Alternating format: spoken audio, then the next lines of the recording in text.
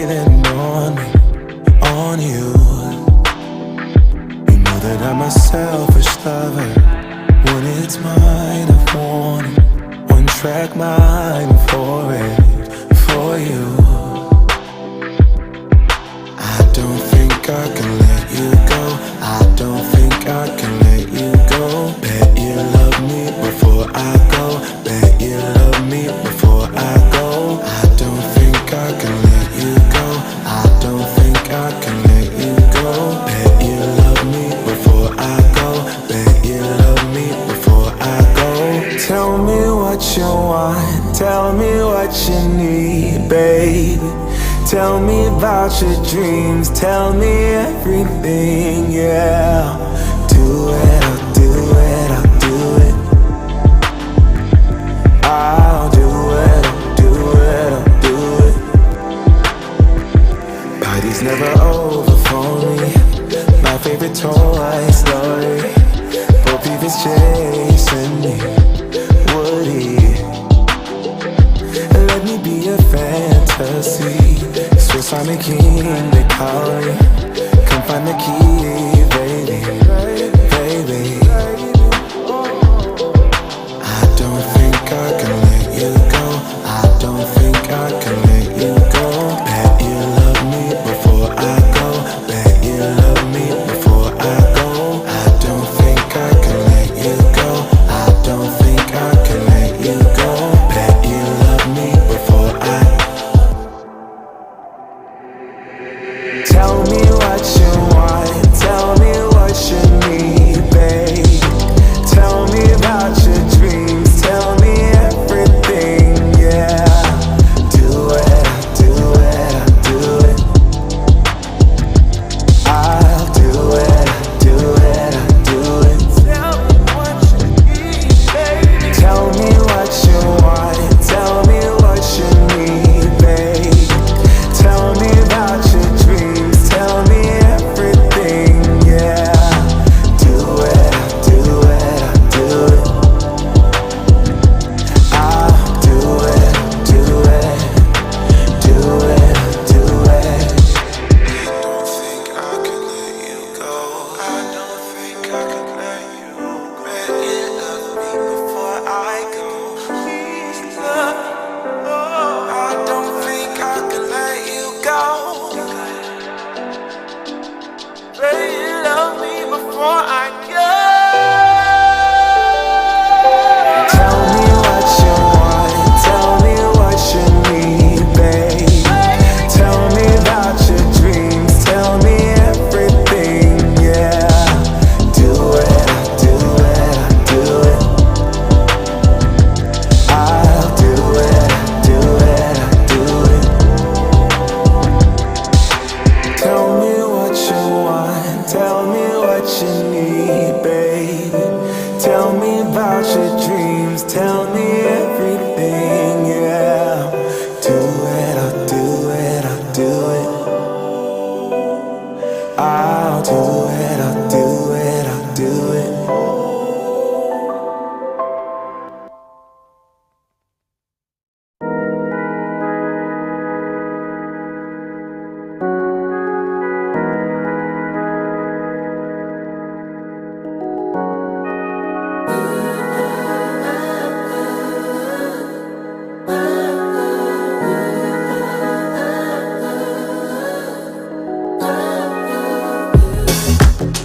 Never understand the things that we want, but you keep coming back. I want love you don't know, so why are you here? Yeah, I should take it back so that you don't know where my heart is at. Don't want you to know my love is all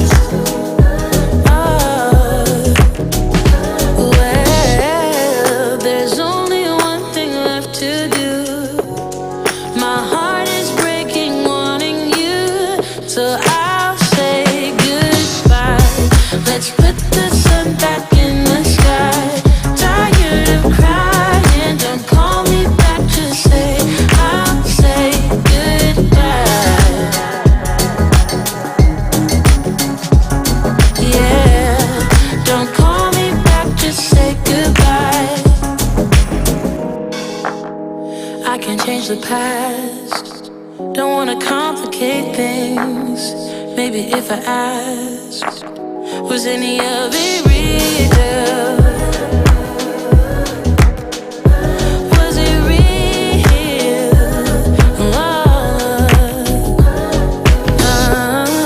There's only one thing left to do. My heart is breaking on you, so I'll say goodbye. Let's put the sun back in the sky. Tired of crying, don't call me back, just say I'll say goodbye. Tired of crying, don't call me back, just say goodbye. There's only one thing. Let's put the sun back in the sky. Tired of crying, don't call me back, just say I'll say goodbye. Yeah, I'll say goodbye. Don't call me back, just say goodbye. Let's put the sun back in the sky. Tired of crying, don't call me back, just say I'll say goodbye. Tired of crying, don't call me back, just say goodbye.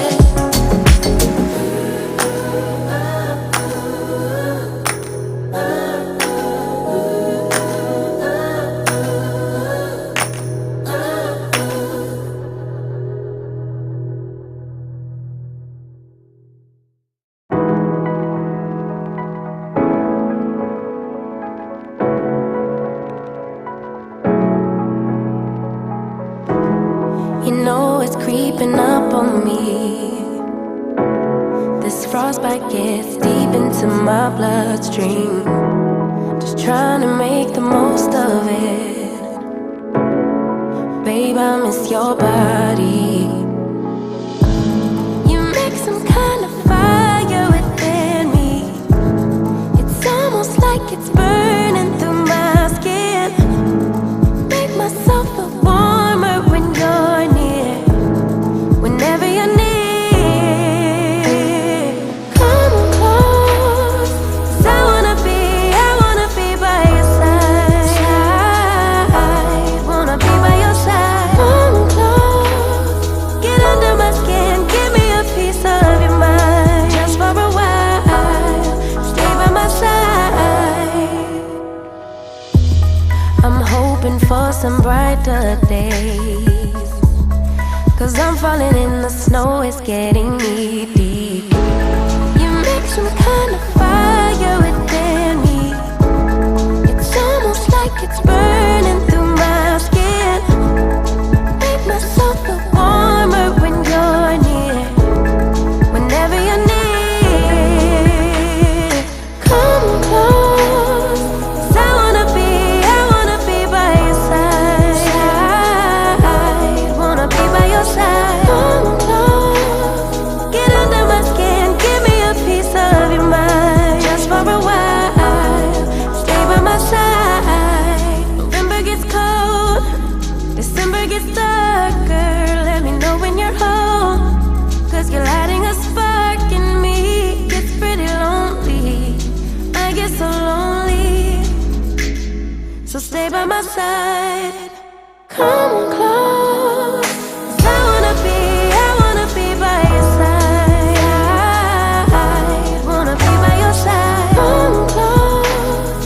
Get under my skin. Give me a piece of your mind. Just for a while. Stay by my side.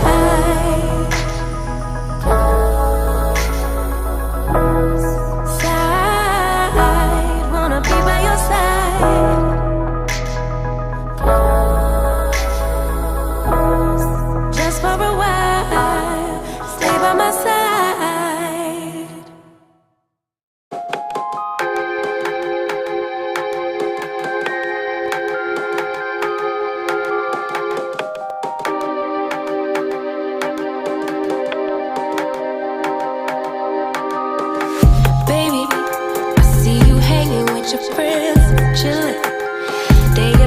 days on end. Now you can't come see me tonight.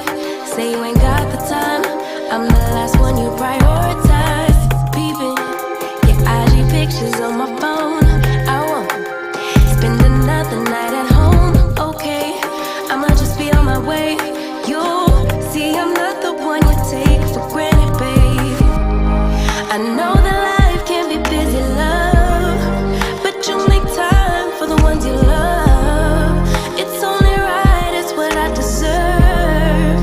Love, tell me what you done for me, done for me, done for me, done for me lately. Did your mind go on vacation, leaving your affection for me at home? Tell me what you done for me, done for me, done for me, done for me lately. Where's your heart and your attention? Where's the kind of love that I used to know? Baby, so can you take me on a date? The simple things you do to make me stay. Now it's like you don't even try. I used to wonder why, but now I'm left with no more tears to cry. I know that life can be busy, love, but you make time for the ones you love. It's only right, it's what I deserve. Love, tell me what you done for me, done for me, done for me, done for me lately. Did your mind go on vacation, leaving your affection for me at home? Tell me what you done for me, done for me, done for me, done for me lately. Where's your heart and your attention? Where's the kind of love that I used to know? If you want me the way I want you, put your all into all that you do. It's only right, it's what I deserve. Love, tell me what you done for me, done for me, done for me, done for me lately. Did your mind go on vacation, leaving your affection for me at home? Tell me what you done for me, done for me, done for me, done for me lately. Where's your heart and your attention? Where's the kind of love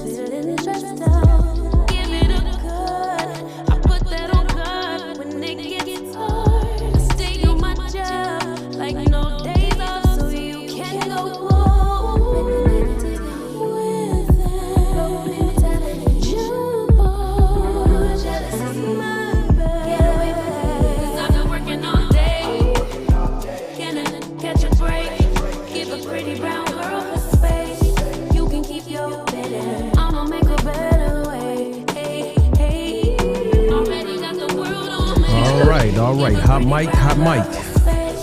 You can keep your I'ma make a better way. Better way. Oh,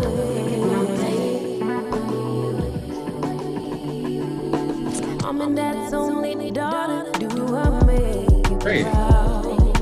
Writing my life in lyrics to your eyes sound. Seeking approval constantly.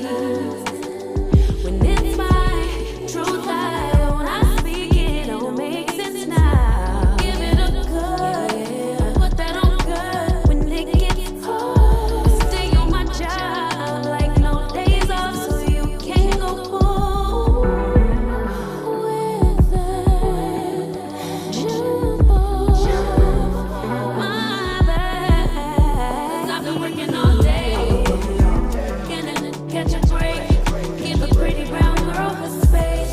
You can keep your bitter. I'ma make a better 30 seconds, 30 seconds. catch a break. Give a pretty brown girl her space.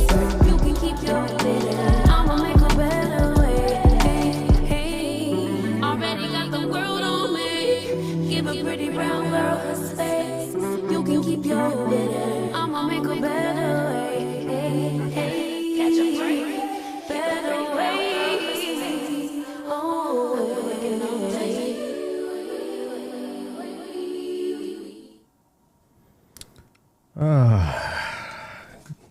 Good evening. Welcome. Welcome Greetings, to my brother. Greetings. Hold on one second. Welcome to another edition of AK on Fire. We have a really good one for you tonight, but before we begin the show, I want to introduce the panel. To my right is Rico the Plug. We have a new guest panelist, Brother Lamar. He is everybody's favorite asshole. He is Ray. And we have, I like him already. we have the host of Eating Live with Sly. Before we continue, let me go ahead and play a short snippet from his show. I want everybody to check out the show Eating Live with Sly. Collard greens, yams, and a side of mac and cheese. Side of mac and cheese.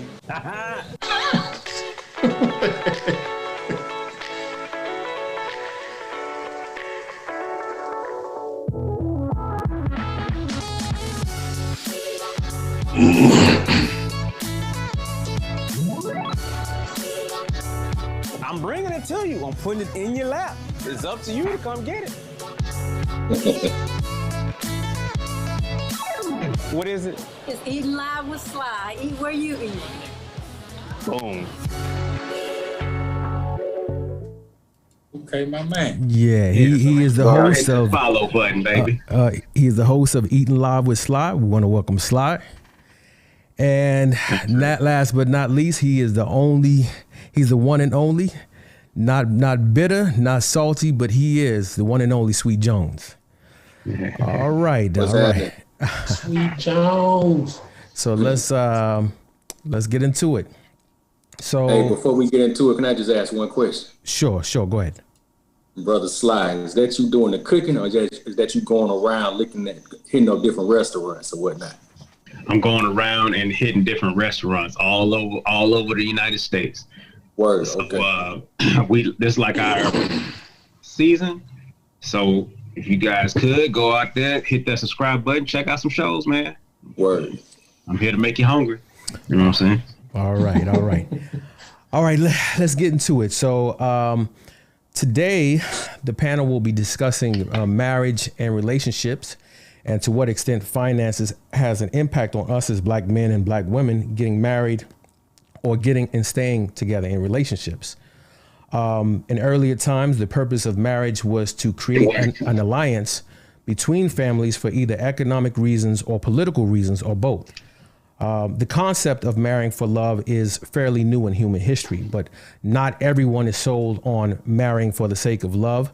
Increasingly, more people, primarily women, are focusing on the financial aspect of relationships, right? So the old saying goes, you know, the more things change, the more they stay the same. In essence, there can be no romance without finance, which is the title of tonight's show. Before we go further, I want to play a clip of Tiny Harris, who is the wife of of T.I., right? Clifford T.I. Harris, and she was having a discussion with her husband about the advice she received as a kid on marriage. All right, so let me. I thought I had this thing queued up. Give me 1 second. 1 second. My apologies here.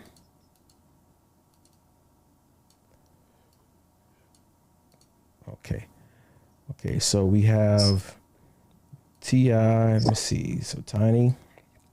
All right.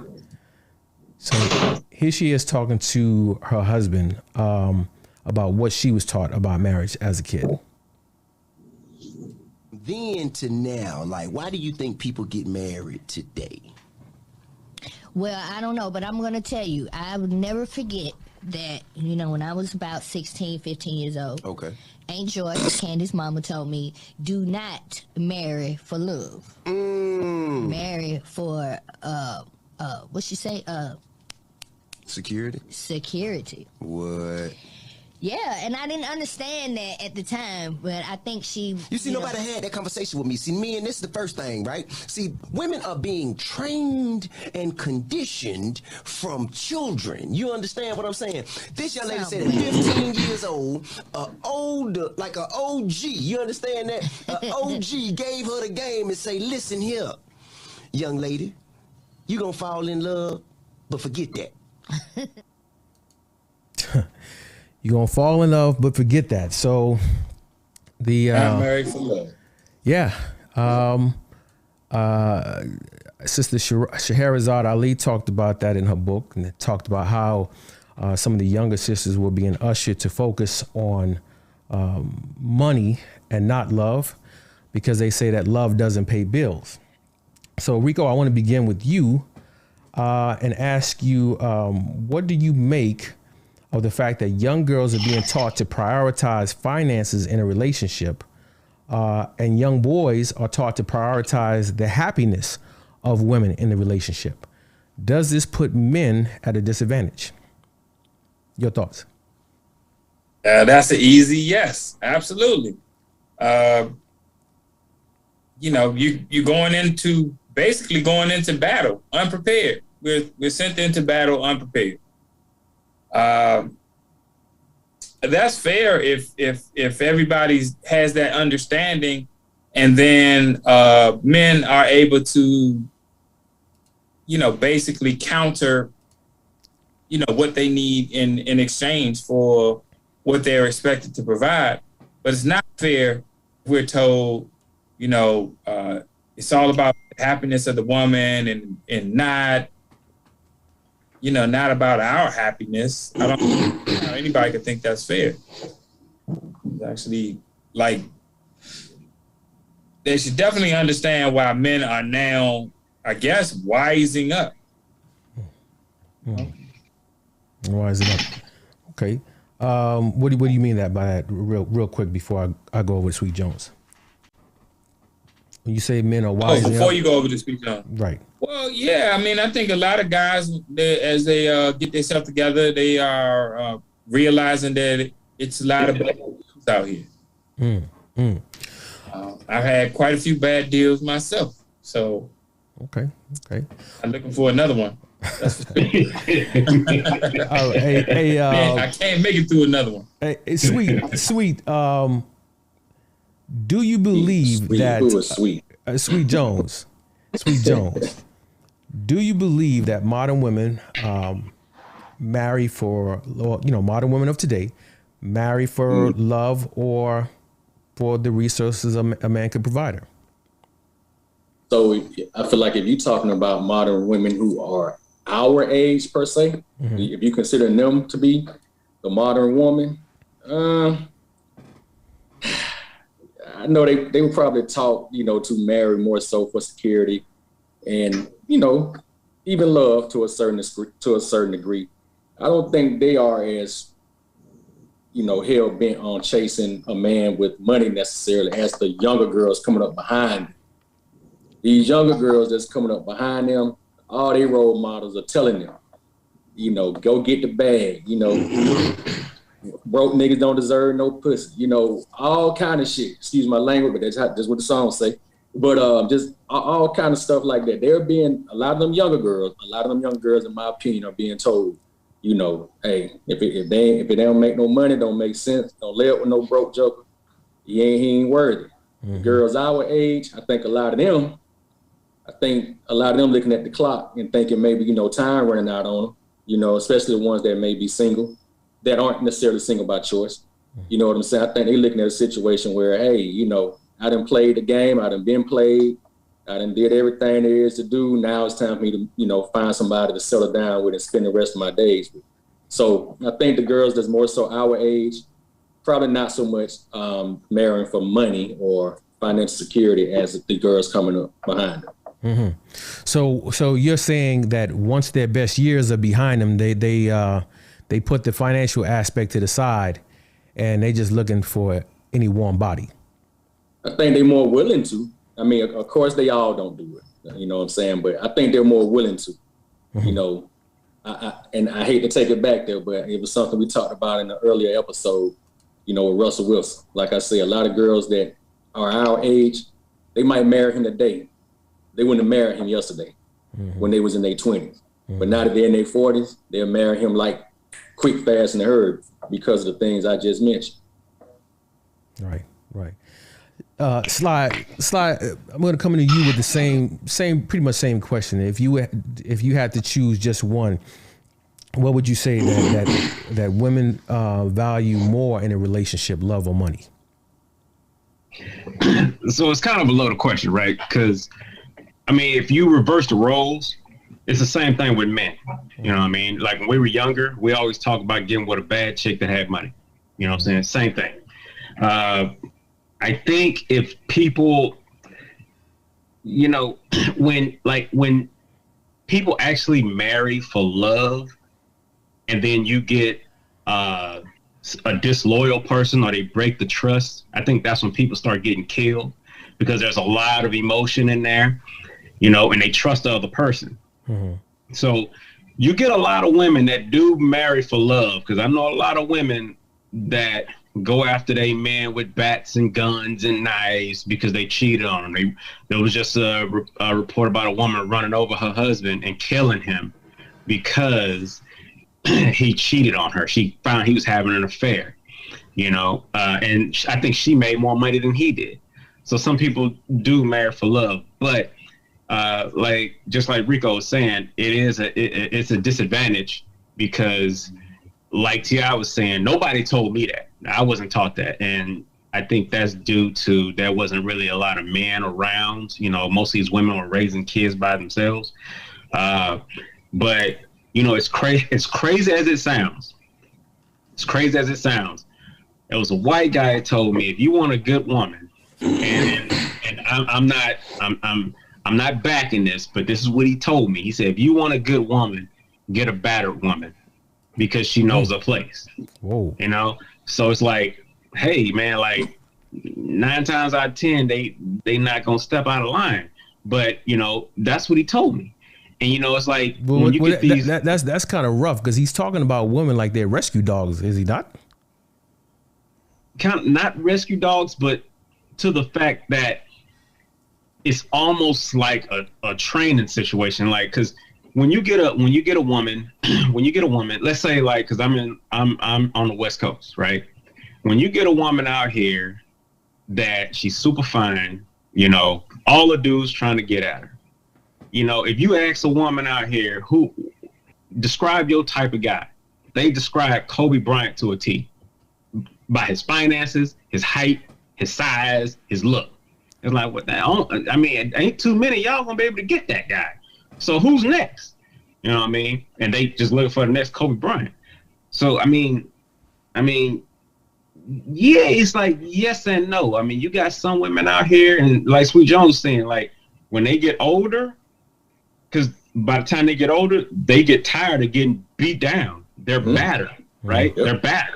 So they like, man, I'm tired of this. I'm tired of being broke. I'm tired of chasing you up down the street. I'm tired of you being with this other girl. Then they looking for just a good guy. You know what I mean? Because they've been battered. You know what I'm saying? So now they ready. And then once they get with that good guy, they're like, look, you can make $30,000 a year. I don't care. We'll do it together. Because they tired now. They've been beat up all their life. So like he said, you get a battered woman, no matter how it is, but you find a battered woman, should be true to you.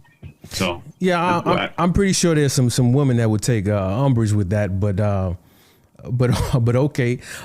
Before I go on to Lamar, it was brought to my attention that Sweet Jones, that I want to clarify. You're not saying that that these women just want a warm body. You're saying that's not what you were saying, correct?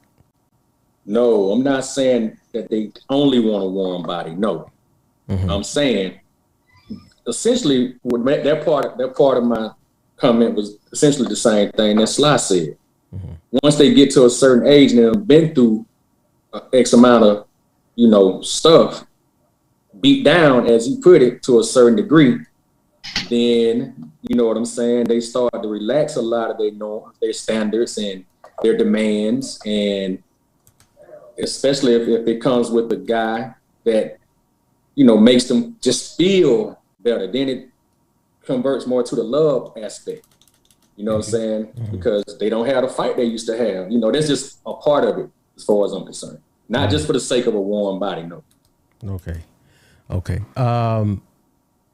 Lamar, do you think it's time to go back to the ways of old and marry based on economics and social factors? I mean, should men take a page from women and drop the idea of love and focus on money and finances? Well, men, we don't look at a woman's finances, so to speak, when we seek a wife. So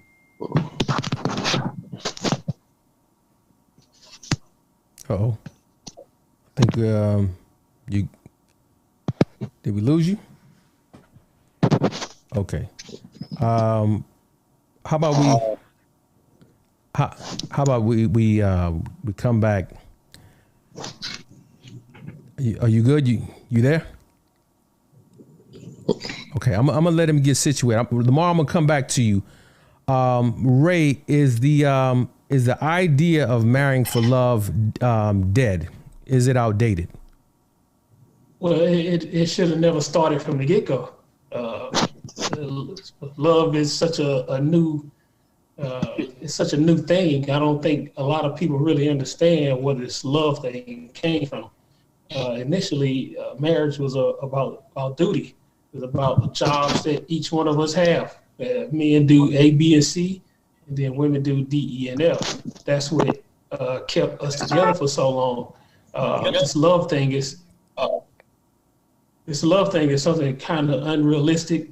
Every person defines love as something different, and because of that, it's really hard to follow love. Love is it's a weird entity. It can change by so many ways. So yes, I think it should be abandoned. It should have never been something that we did for. Now we're in the position we're in because women can say they don't love you. Well, as long as you have duty, people do their jobs. That's what's supposed to happen. And we should have abandoned that a long time ago. Of course, I believe women should continue to find a man that the hypergamous nature of women, they should continue to do it. I don't see anything wrong with it. I mean, it makes us stand up stronger as men and try to do better so we can continue to get more. we can continue to get more and attract women, because essentially that's all we're trying to do. We're doing everything we can to attract the best women we can attract. So why, it's incentive for us to do better as men when women are hypergamous. If you make a lot of money, you'll get a lot of women. What can incentivize men more than that? Nothing. Nothing can incentivize men more than women. So I think we should trash it all together.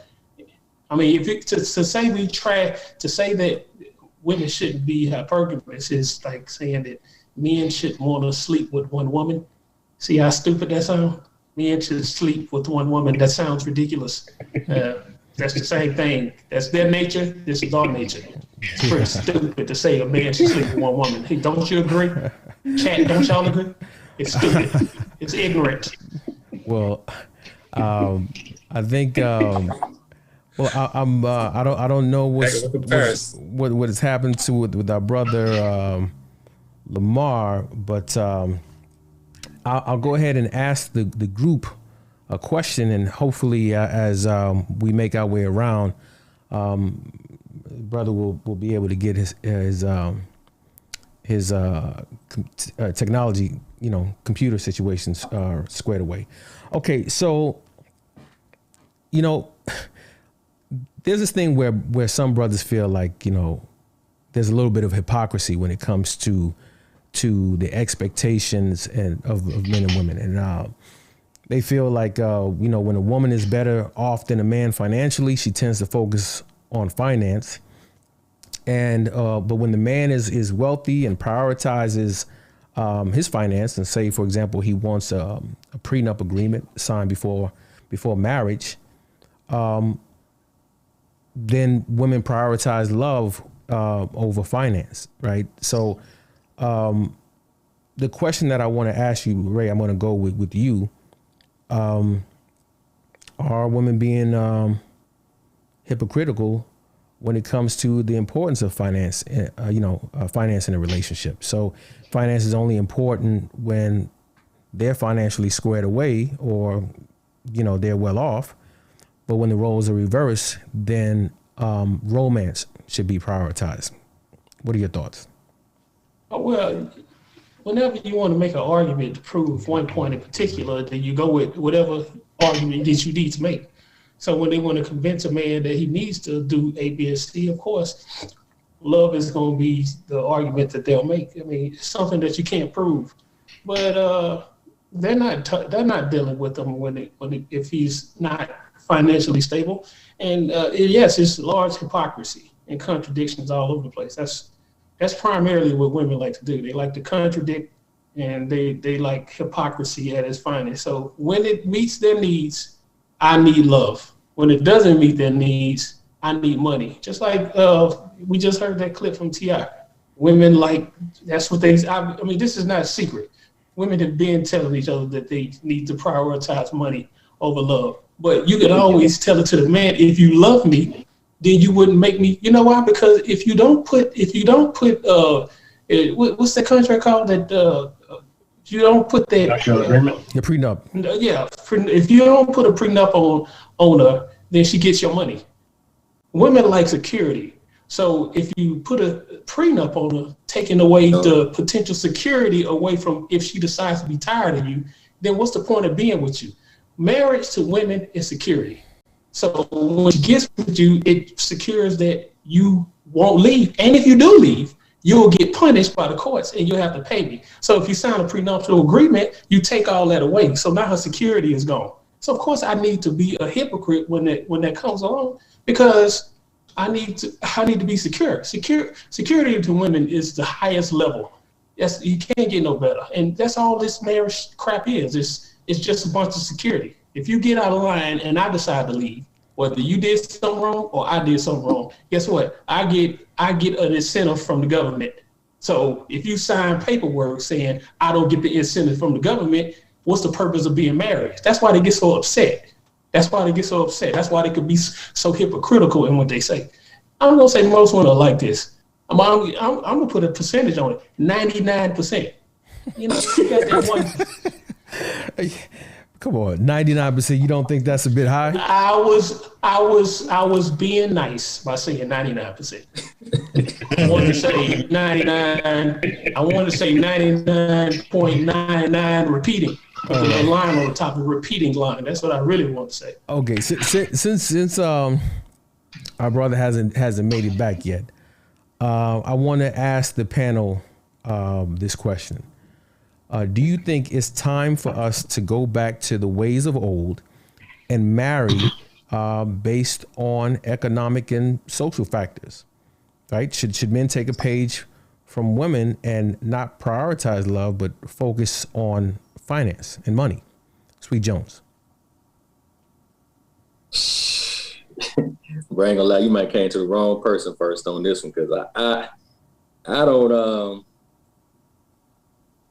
I'm not so much hardened to the old way of things, you know what I'm saying? Mm-hmm. So I feel like this is one of them questions, you know, that we talk about that's kind of like a trick bag question. But I'm not a good one for this question. I'm gonna say, so I'll say no. I'm gonna say probably no. We should not be forced to go back to the old way of doing things. Mm-hmm. You know what I'm saying? Where they were arranged, or where the woman stayed at home and the men just went out and broke their backs to, you know, make sure everybody was straight. You know what I'm saying? I believe in the partnership of it all. I think it's a partnership, and it's, you know, so long as you got the right one, you know what I'm saying, and you can have a good partnership, a good marriage, then have that. I don't think that we should necessarily have to go back to the days of old. Mm-hmm. Rico, what say you? Well, I say it looks like we're going to end up going back to the days old, way back, where like only people of like royalty really were contractually married, and most of the other people weren't married, like not contractually. They just you either stood in a role or you didn't, and if you didn't, then you were out, right? So right now things have gotten so rough. I think for a little while men need to just back away from marriage unless there's a special circumstance. I just think men need to do them and get their own places and all that stuff. And if a woman want to come along and she's the right fit, then he can let her be a part of what he had. But as far as like doing things together, you know, unless I just get really lucky and find a really special woman, I don't see myself buying a house or a property with a woman. Like, I'll buy a property and she's acting a certain way, she can come stay, and if she stop acting that way, she got to go. The same way they would do me.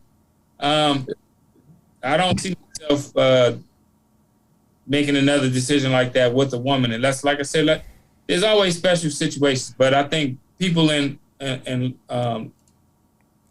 people need to focus on themselves. So, like, if that's what going back to the days of old is, I don't know. I don't got men marrying women for money, so I just think men need to just do them. I don't know, whatever that looks like, because there is a thing where I believe women like stability, but I also think that most women say they like stability, but women chase after the popular dude, and ain't no stability in that. Like, in high school, but that has more to do with the fact that you know, sometimes women like projects, and they like a challenge, and there's no stability in that. But what I'm saying is, you know, their thing is where they can take a guy who they feel has ambition, and with the right push, they can turn him into what they want. You know, you got to understand that women they have this dual mating strategy, and they typically want the alpha because he represents, you know, hyper masculinity. He oozes testosterone. He's the bad boy. He can protect them. But at the same time, they want the beta, right? Because they know that the beta won't leave, the beta male won't leave. And so if they can get a guy who's like somewhere in between, they, oftentimes they feel like they can shape him and mold him the way they want. And oftentimes that's why they end up having. You said what now? Let me give you some simple math. Let's say the average date is $100. I'm trying to get to know a girl. If I go out with her 8 times a month, that's a Tesla or Corvette payment. Let's just go with a Corvette, because for whatever reason that's more of a chick magnet. That's a Corvette payment, $800. This is what I'm telling dudes now. If you want to know what I'm advising dudes now, skip the dates, buy yourself a Corvette. You won't have to take nobody out. Nobody gonna want to go in with the dude with the Corvette. When a woman really like you, she don't want to go out with you. She want to go in with you. Let me skip the dates. Get the Corvette. It's cheaper. Yeah. Let me bring in Sly. Sly. What we have going on right now isn't working, right? We're marrying for love, and the divorce rate is at it's like 50%. According to like most studies and most statistics, the United States has a 50% divorce rate.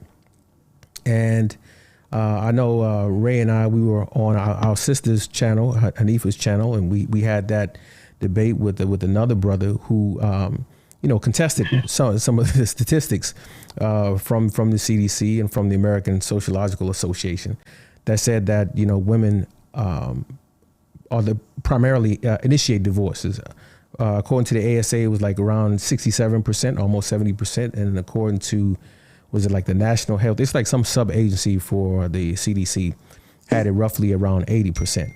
And the number one reason for divorce was finance. Everything was around finance, like the arguments, they would argue over money, right? You had situations where one party was bad with money and it would cause conflict, or in some cases, there was what's called financial infidelity, where one is hiding money and spending money when they should be saving money, right? So if finance is the primary reason for conflict in marriage and the primary reason for divorce, then why not focus on finance? Wouldn't that fix the problem? Yeah, no. I mean, no. Nothing. It could be. It's finance now, but if you fix the finance, it's going to be something else. So no, you know what I'm saying. The thing is I would never go back to the old ways, because to me the old ways are stupid, and that's why we're not there anymore. Right now, it used to be unfair, right, for women and men. A man can marry a woman can cheat on him, break up with him, ruin his life, and take half of his stuff. That stuff is flipping around now. Now it's a fight, to see who has what.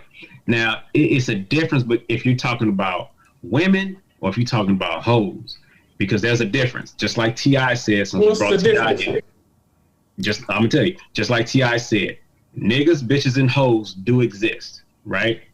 The difference is like you'll have an educated African-American man or you have an idiot thug nigga.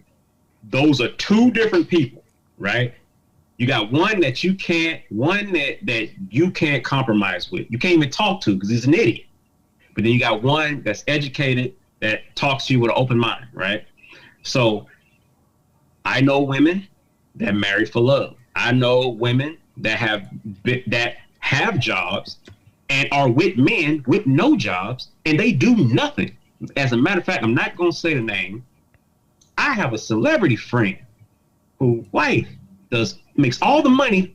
He doesn't work at all, and they're married. Okay, no prenup. He doesn't have anything. She has everything. So there are women out there, like Ray always say, there's always an exception to the rule, right? It's always an exception to the rule. But when we talk about women, we can't just talk about the pool of women that we know. We have to talk about women in general in a world. A lot of these women that we talk about, is not really women. These are hoes, and they're in America. If we go Africa, things like that, it's a totally different. Totally different. Hey, you can go to Minnesota. It's totally different. You know what I mean? It's like,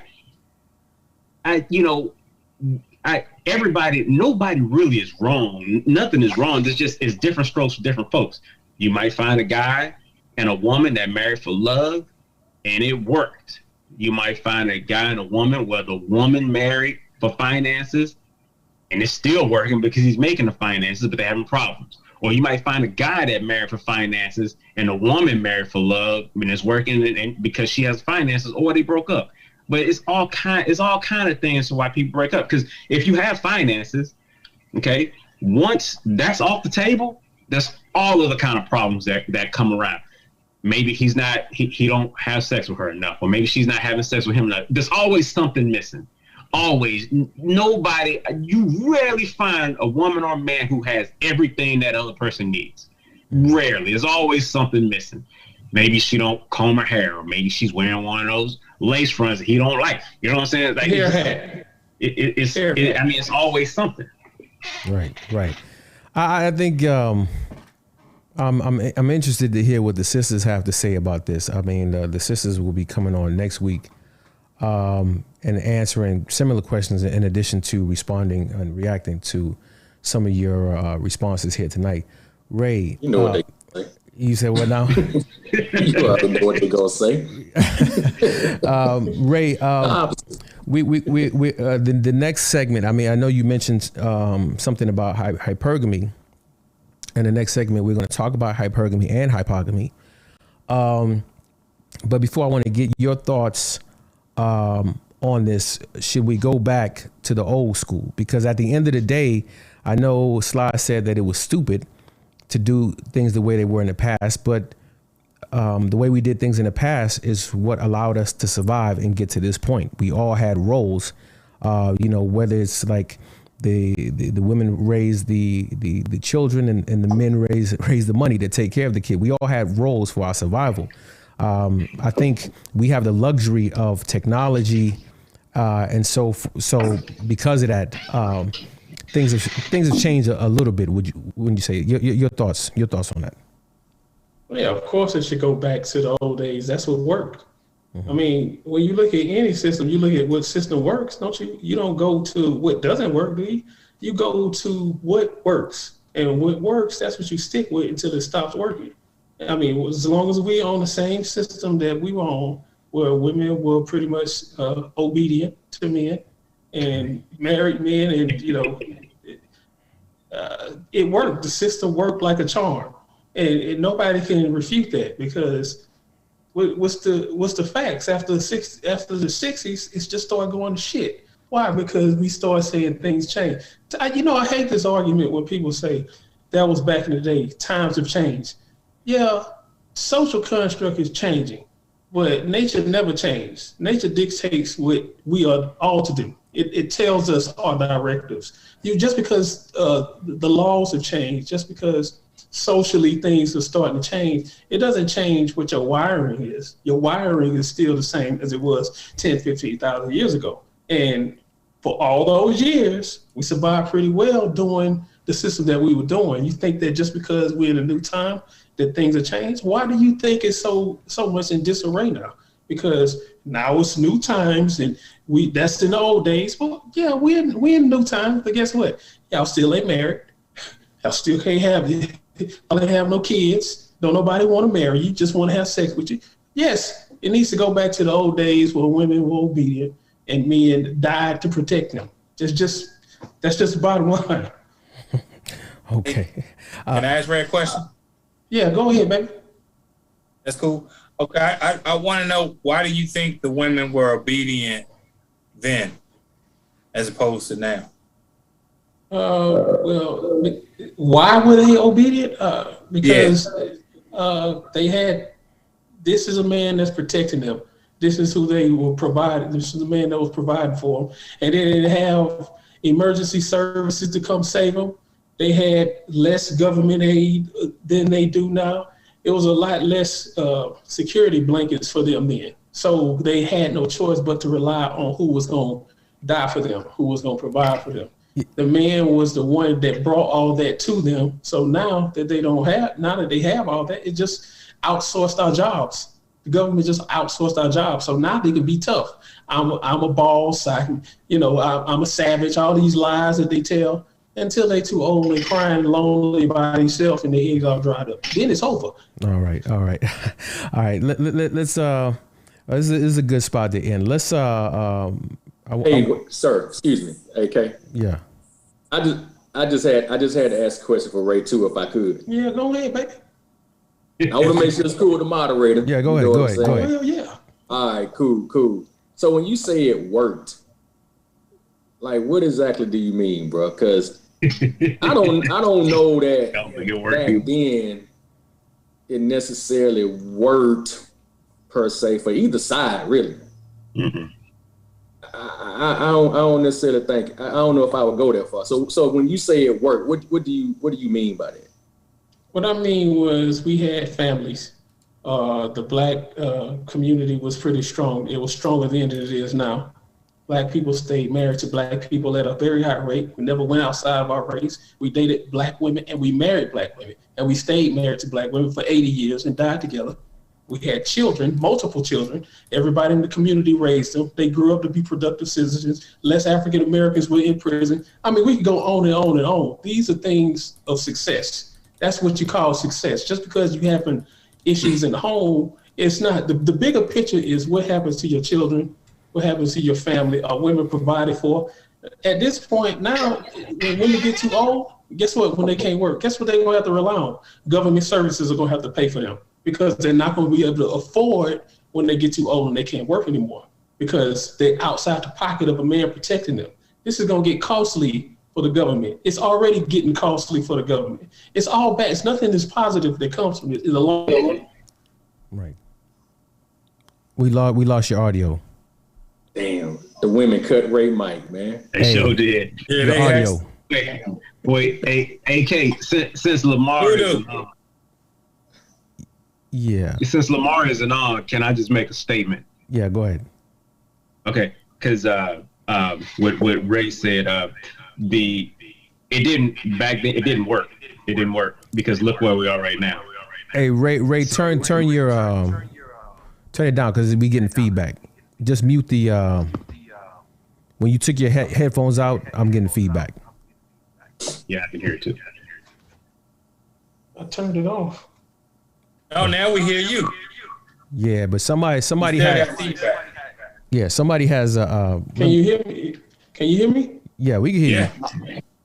Okay, all right. And when you put the headphones by your ear, there's no feedback. Okay. Yeah. Okay.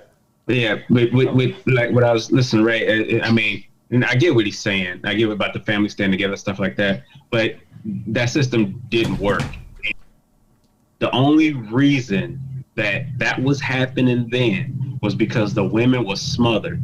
They couldn't do anything.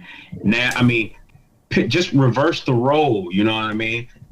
Ain't no man. It's just like how men rose up to white men. It's like black men rose up to white men. Like, no, you are not gonna do this to me no more. I'm done with that. And as we had more kids, they got stronger and stronger and stronger.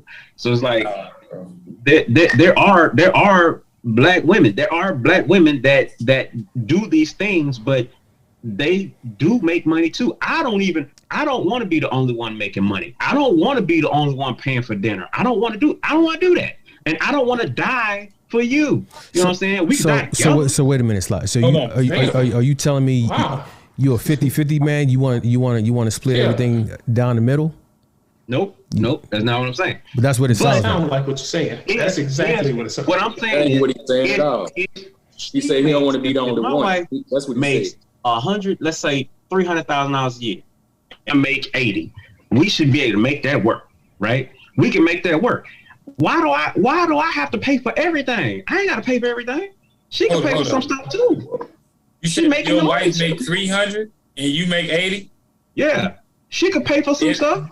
If you had that situation, brother, you'd be a unicorn because before a woman got halfway to 300, you'd be halfway down to the homeless shelter. I want to let me come in on that. That's not true. Hold on. Wait. No, I got to mute you guys. Okay, so I want to jump in on where Sly is saying that that she can pay for some stuff too. I want us to take a look at this this video where Lisa Ray and Trick Daddy are discussing this very same thing. Let's take a look. You gotta be specific. So remember this. I feel like this. I feel like a woman and a man should not be together or stay together if the woman ain't being the woman. Okay. Because a man could be a man or you really a woman is what am I saying. But I think the man is supposed to pay the bulk of the bills, take the bulk of the responsibility, and the women is supposed to make sure that man is happy, able to go out there and get that money and come home and take care of his family. Well, you threw me off when you said the bulk of the bills. I mean, like the mortgage, the shit you pay. I mean, he paying the bills is what I'm saying. Well, you gotta get something, Lisa Ray. You gotta get the light bill. Giving him ass. What do you mean? The water, but he giving you dick. Right, but that's supposed to be. Let's take it back biblically. Biblically, the man is supposed to be the provider and the king of the household. Now, the wife, the woman, is supposed to be the mother of the household. She takes care of the house. Now, we new millennial women, so that's a bonus that we get. Okay, so you gotta be evenly yoked. The hustle gotta match the hustle. I'm gonna tell you where it get off throat. Man, that's a good show right there, by the way. Yeah. How is that a bonus? You knew woman is a bonus. Right. So it's a hindrance. But here's the thing, though. Because there are a number of women out there who think like that, who feel the man should pay for everything, which I don't have a problem with that. But she feels that all she needs to bring to the table is sex. Yes. Right. A lot of women believe that. Right. So before, because I wanted to jump on and go to hypergamy, but Sly provided me an opening, so thank you, Sly. What are your thoughts, Rico? I'll start with you. What are your thoughts on women expecting men to pay for take care of everything, but the only thing they have to bring to the table is sex? What are your thoughts on that? That's a dumbass deal. Why would I take it? I buy the Corvette and get all the sex I want. Buy the Corvette, buy a boat too. But that, it's a bum deal. I'm telling everybody, hey man, go to the car dealership, man. Don't. It's a bum deal. I believed in love too, and I'm telling you now, I had a lot more fun when I was young. When I had to sit back and think about what's the difference between the fun times in my life when women catered to me and gave me everything I wanted, all the things that made me believe in marriage. Those women gave me those things when I was doing me. Mm-hmm. And then whenever you know what? I think I found me a good one. All that went right out the window. They started getting independent and having, man, let me tell you, I had this one girlfriend, she just told me, hey, Rico, I'll follow you wherever you want to go. And at that moment, I said, you got the job. She said, I want to go where you want to go. I said, you sure? She said, yep. And, she might be watching this, but you know who she is. And I said, all right, I'll sign up for that. Now, gradually, she started having opinions that were different from where I wanted to go. And I thought, well, since she's so loyal and wants to go with me everywhere, I will grant these wishes for her. Not realizing that she just was pulling me more and more off course. And then I realized that the same thing happened over and over in many relationships. But in between those relationships, I get treated like a king because I'm just focused on me. When I'm focused on me, everything's good. So I'm telling the brothers, bro, focus on you and live the good life. And they'll treat you good.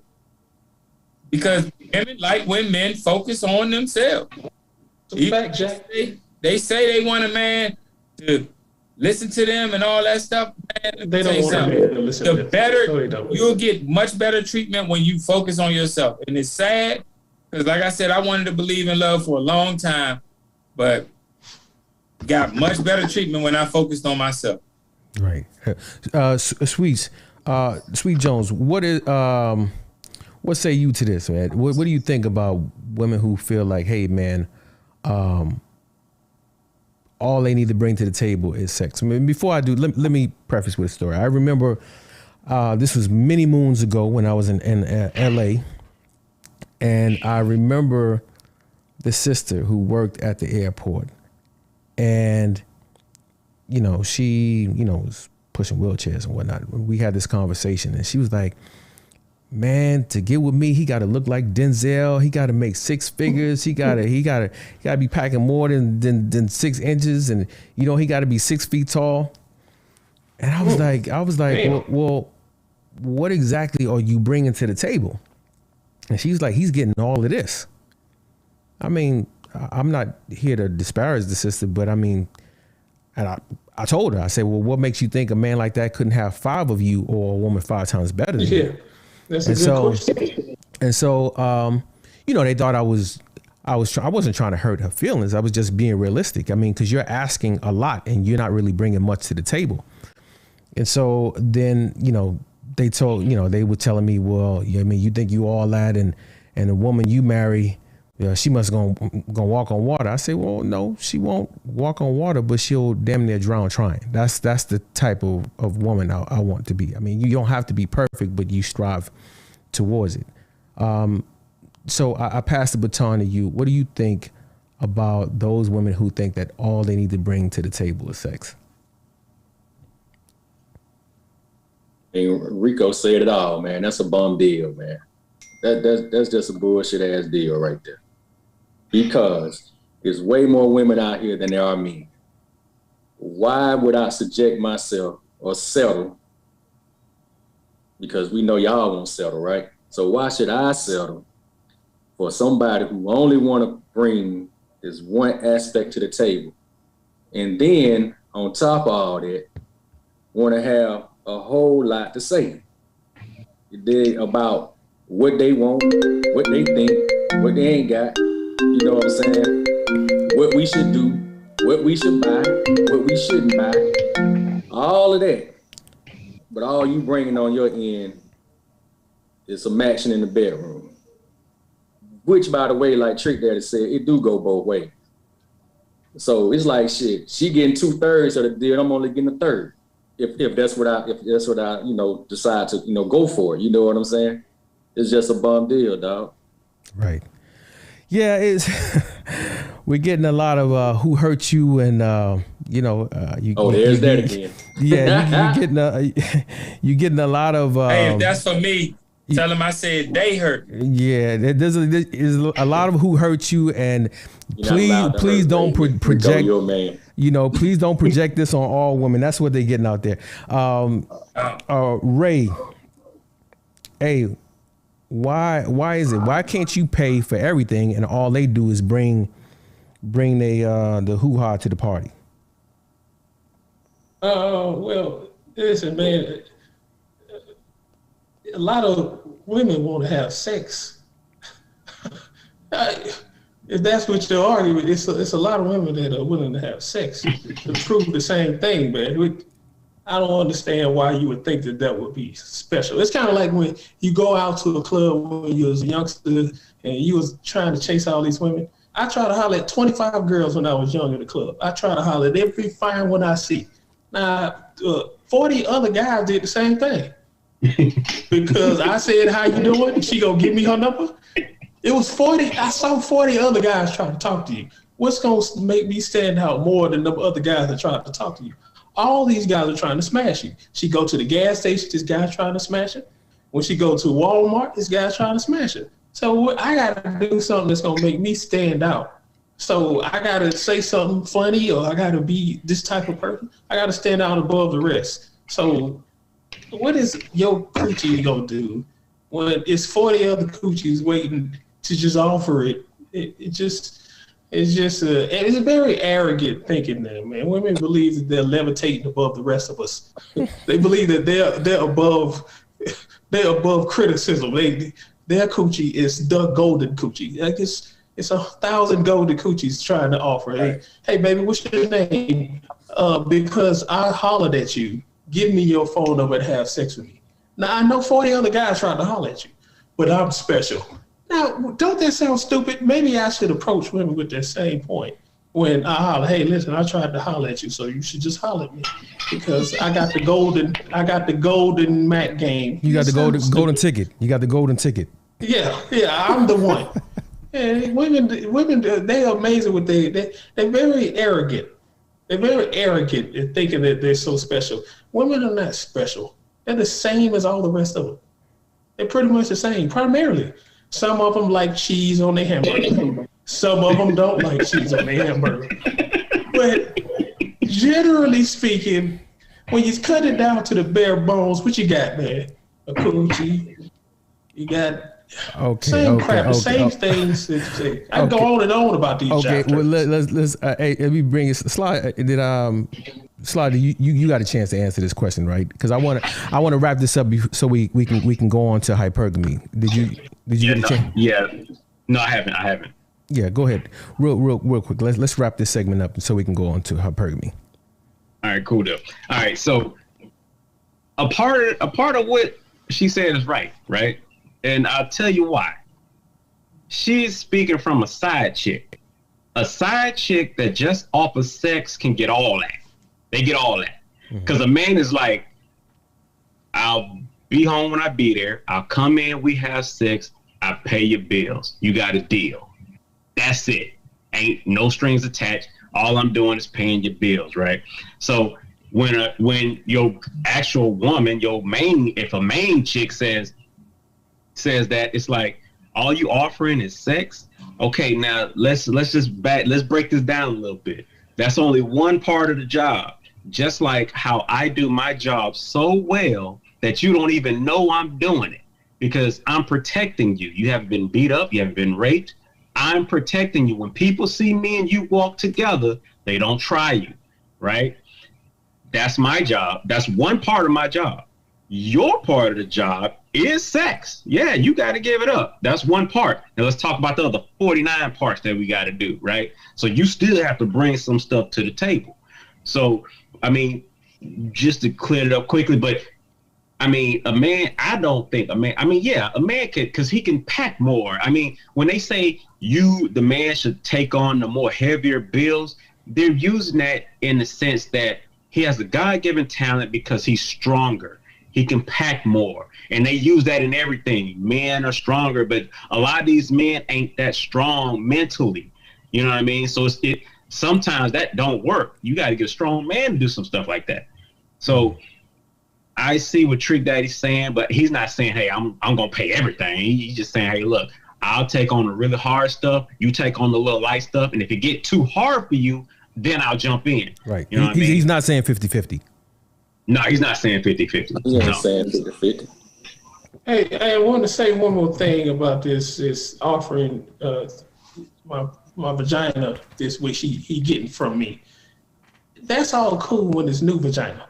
When it's new coochie, it's all good. New coochie is on the top of the list for men. Okay. It don't get no better than new coochie. This is real. All right, let's move on. Let's move on. Rico, I started off this with you, right?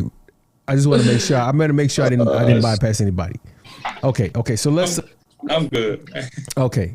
Did I get you? Because we kind of made up for our brother Lamar not being in. Did you get a chance to respond to the video? No, go ahead. Yeah. Oh, okay. Yeah, you started it off. Okay, that's what I thought. Yeah. I just wanted to make sure. Okay, so hypergamy and hypogamy, right? So let's define hypergamy and hypogamy for those who are maybe not familiar with the term or haven't heard it in a while. Hypergamy is the act of dating or marrying up someone who has from a higher social class, someone who has more education, more resources than you, and I guess the colloquialism would be leveling up, and hypogamy is the opposite. It's the act of dating down, dating or marrying someone from a lower class with lower education. I guess that would be akin to what our sisters are now calling struggle love. Hypogamy, struggle love; hypergamy, leveling up. So I want to talk about our recently departed brother, Kevin Samuels. May his soul rest in peace. Kevin was really hard on the brothers. He wanted brothers to push ourselves to work harder and be better versions of ourselves, and ultimately becoming high value men. Kevin Samuels, the man and the philosophy he pushed became extremely controversial. So controversial, in fact, that many black women there were a number of black women who not only pushed to get his channel taken down off YouTube, but actually celebrated his death when they heard the news of him passing. I think Kevin was misunderstood. I think he knew that if black men and black women didn't get our shit together and get on the same page, that we were doomed.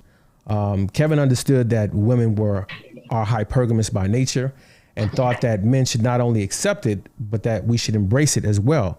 Because when women are hypergamous, it motivates men to do better. It motivates men to try to be what women want us to be. Because every stupid thing that we do, everything we do to impress women. We do to get women.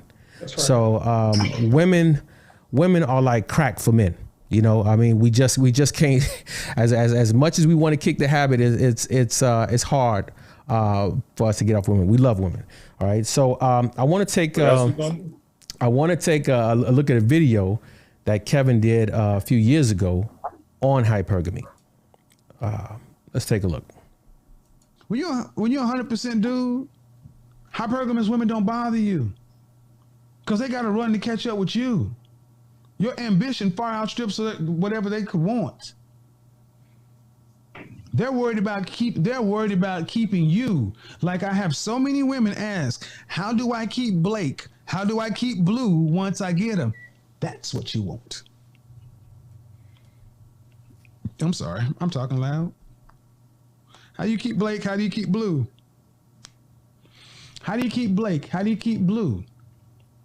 That's what you want. 100% men don't have to worry about keeping their women, hypergamous or not. How you keep them? Girl, if you don't get out of my face, I got shit to do. If you don't get out of my face,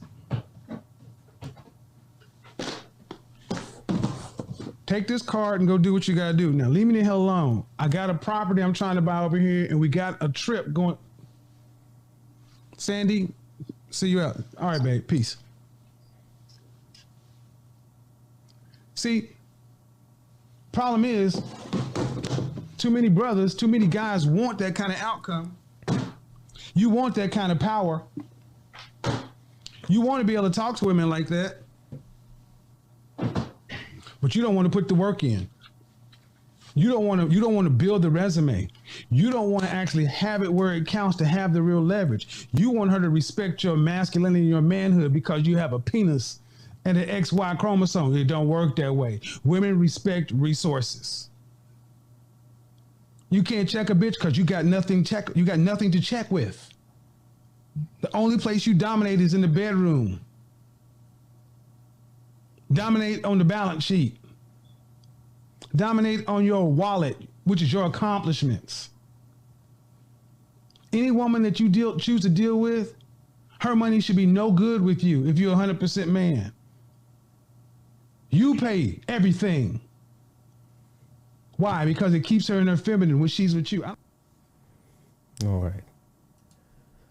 So essentially, he was saying the same thing that Lisa Ray said, right? I know there was some objection to Lisa Ray. Is there any objection to what? Just real quick before I go on and ask questions, were there any objections to what our brother Kevin Samuels had to say? Any? Of course. Okay. Of course. Go ahead. Because hey, this whole want to dominate another person thing, bro, I just don't get it. I don't get it. It's too much fucking energy to try to damn control a whole nother human being.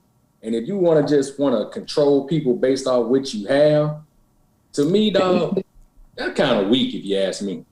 You know what I'm saying? I used to think once upon a time, you know what I'm saying, a dude should control a woman and, you know, you dominate your woman in all areas and facets of life, man. But, man, that's just too much goddamn energy, man. Like, why? What's the purpose of it? Like, what do we really get out of it? Yeah, because we gonna be woe out trying to control them. But what do we get? You know what I'm saying? So we doing all that. He talking about selling these houses and doing all this, just giving her the car so she can go get the hell on out of his face, bro. Is that how you want to have your peace? You don't want to have no peace with it in your face. The only way you can find some damn peace of mind is to send her off with a car to go spend some money that you done made. I think that's an oversimplification of what he was saying. Well, hey, you asked was there any objection? No. That's what I got. I understand. I understand. You got an opinion. I have an opinion about your opinion. And say your opinion and say it in layman's terms for me. What you saying? You saying you don't agree with my opinion? Yeah. You saying you don't agree with my opinion? No. I'm just saying. I'm saying that I think it's an oversimplification. He's trying to reach brothers who have a difficult time with hypergamy, and he's trying to reach brothers by saying if you want to control this woman, get your money up. That's what he tried. That's what he tried to say right there. Did anybody else hear something different? Well, he didn't exactly say if you want to control her. He said if you want to know how to keep your woman, be about your business. That's basically what he's saying. Right. Be about your business, and that's what I was saying earlier. Also, just be about your business. Because you want to dominate your woman, but the only place you could dominate. Oh, you said dominate. No, you said about the verbiage. No, you worried about the verbiage. Wait, Jones, you didn't say dominate. I'm part with you, man, because. It somewhat what he was saying was right, but I'm with you. Like, I'm not doing all that. Like, I ain't doing all that because all you doing is giving her a card and money to go look like a shiny penny to the next man. So, I mean, what do you get from her girlfriends? You get nothing. You get nothing. I mean, all you get is a headache because she gonna keep going until you can't provide it no more, and then when you can't provide it no more, then it's gonna be a problem. I'm not with what he said 100%, but I get the message in what he's trying to say. Be about your business. I see the message. It's a message. Just worrying about keeping your woman. Be about your business. Right. That's what he's saying. He said, that's what I got. To him asking how to keep the That's woman. what I got out of that. That's what I got. And that's what I got. Because he said, I want to bet those. Bad example. He's not saying I want to you bet should go. y'all $50 a piece that he said you only dominate in the bedroom. No, he did. He did say that. He did say that. He said, "No, you stay out of. You stay out of." But he didn't. He didn't say that. I'm saying he didn't say that this is how you dominate your woman, though. He didn't say you should dominate your woman. He said he talked about people who want to dominate and they're only dominating in the bedroom. But he said his example was for how to keep your woman. Okay, I gotta ask Sweet this question. Why you didn't have that same fire in your belly when Lisa Ray was talking about bringing her? I mean, you didn't have that same fire in your belly when Lisa Ray was talking about bringing her hoo-ha to the party. It wasn't no need to have a whole bunch of fire because we all agreed with. Nobody, there was no pushback from nobody. When Lisa Ray said it, everybody across the table thought it was some bullshit. Okay. When Kevin Samuel said it, everybody across the table didn't say it was some bullshit. It looked like we got a 50-50 split here, and you make it a 60-40. So, you know what I'm saying? That's why the fire there. All right. And also, you know how I am when somebody tell me that I ain't hear something, when I know I heard it, and they go tell me I ain't hear it, I'm ready to bet now. Yeah. But that's overall. But the overall message, it seemed to me that he was saying, men, get your shit together, which is another form of men holding other men accountable to me. They get your shit together, and then you won't have to worry about A, B, and C, which he's not wrong about at all. I looked at the entire story with the point is being told. He's making a whole point here that don't be a bum. Make sure you get your shit together. Women chase behind men who are on their shit. That's nobody can refute that. When you own your shit, women chase you. Women chase you when you own your shit, and you can't get rid of them. You can't beat them off with a bat when you own your shit. Right. And that's what I heard. Which is what I said earlier. Focus on yourself, and you won't have to worry about all that.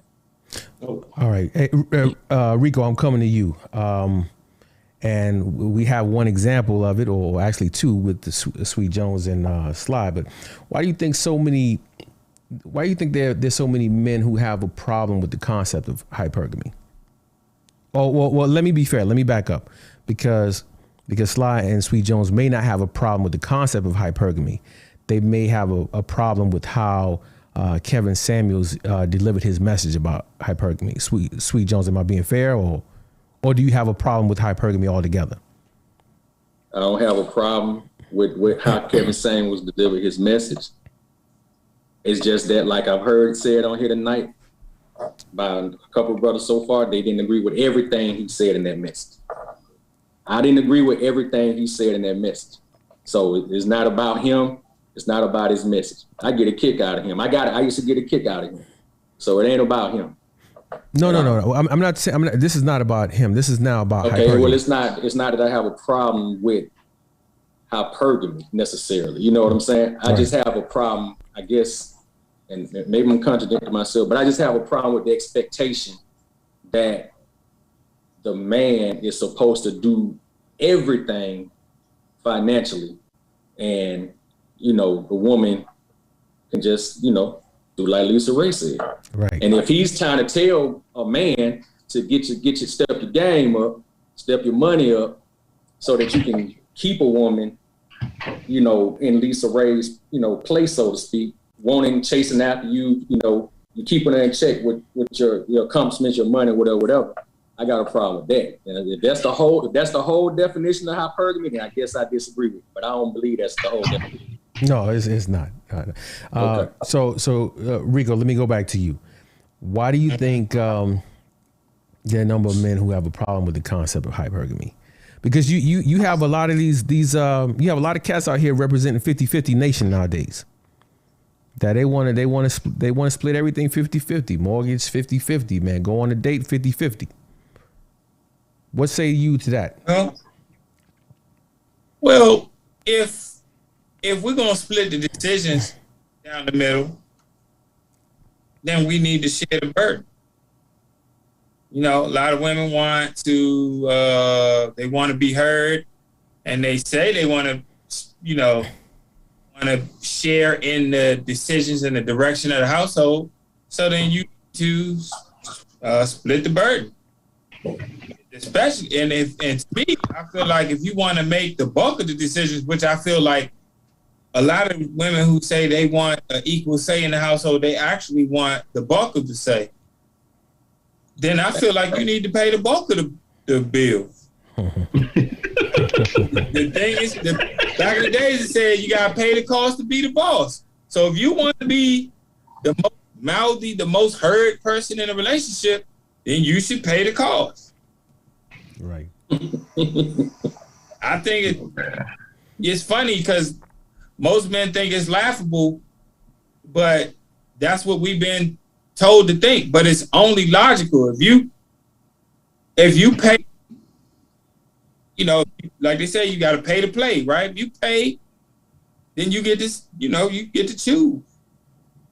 If you're not paying, then you're just a passenger. You hitchhiker, but matter of fact, if you're not paying, you a hitchhiker. Right.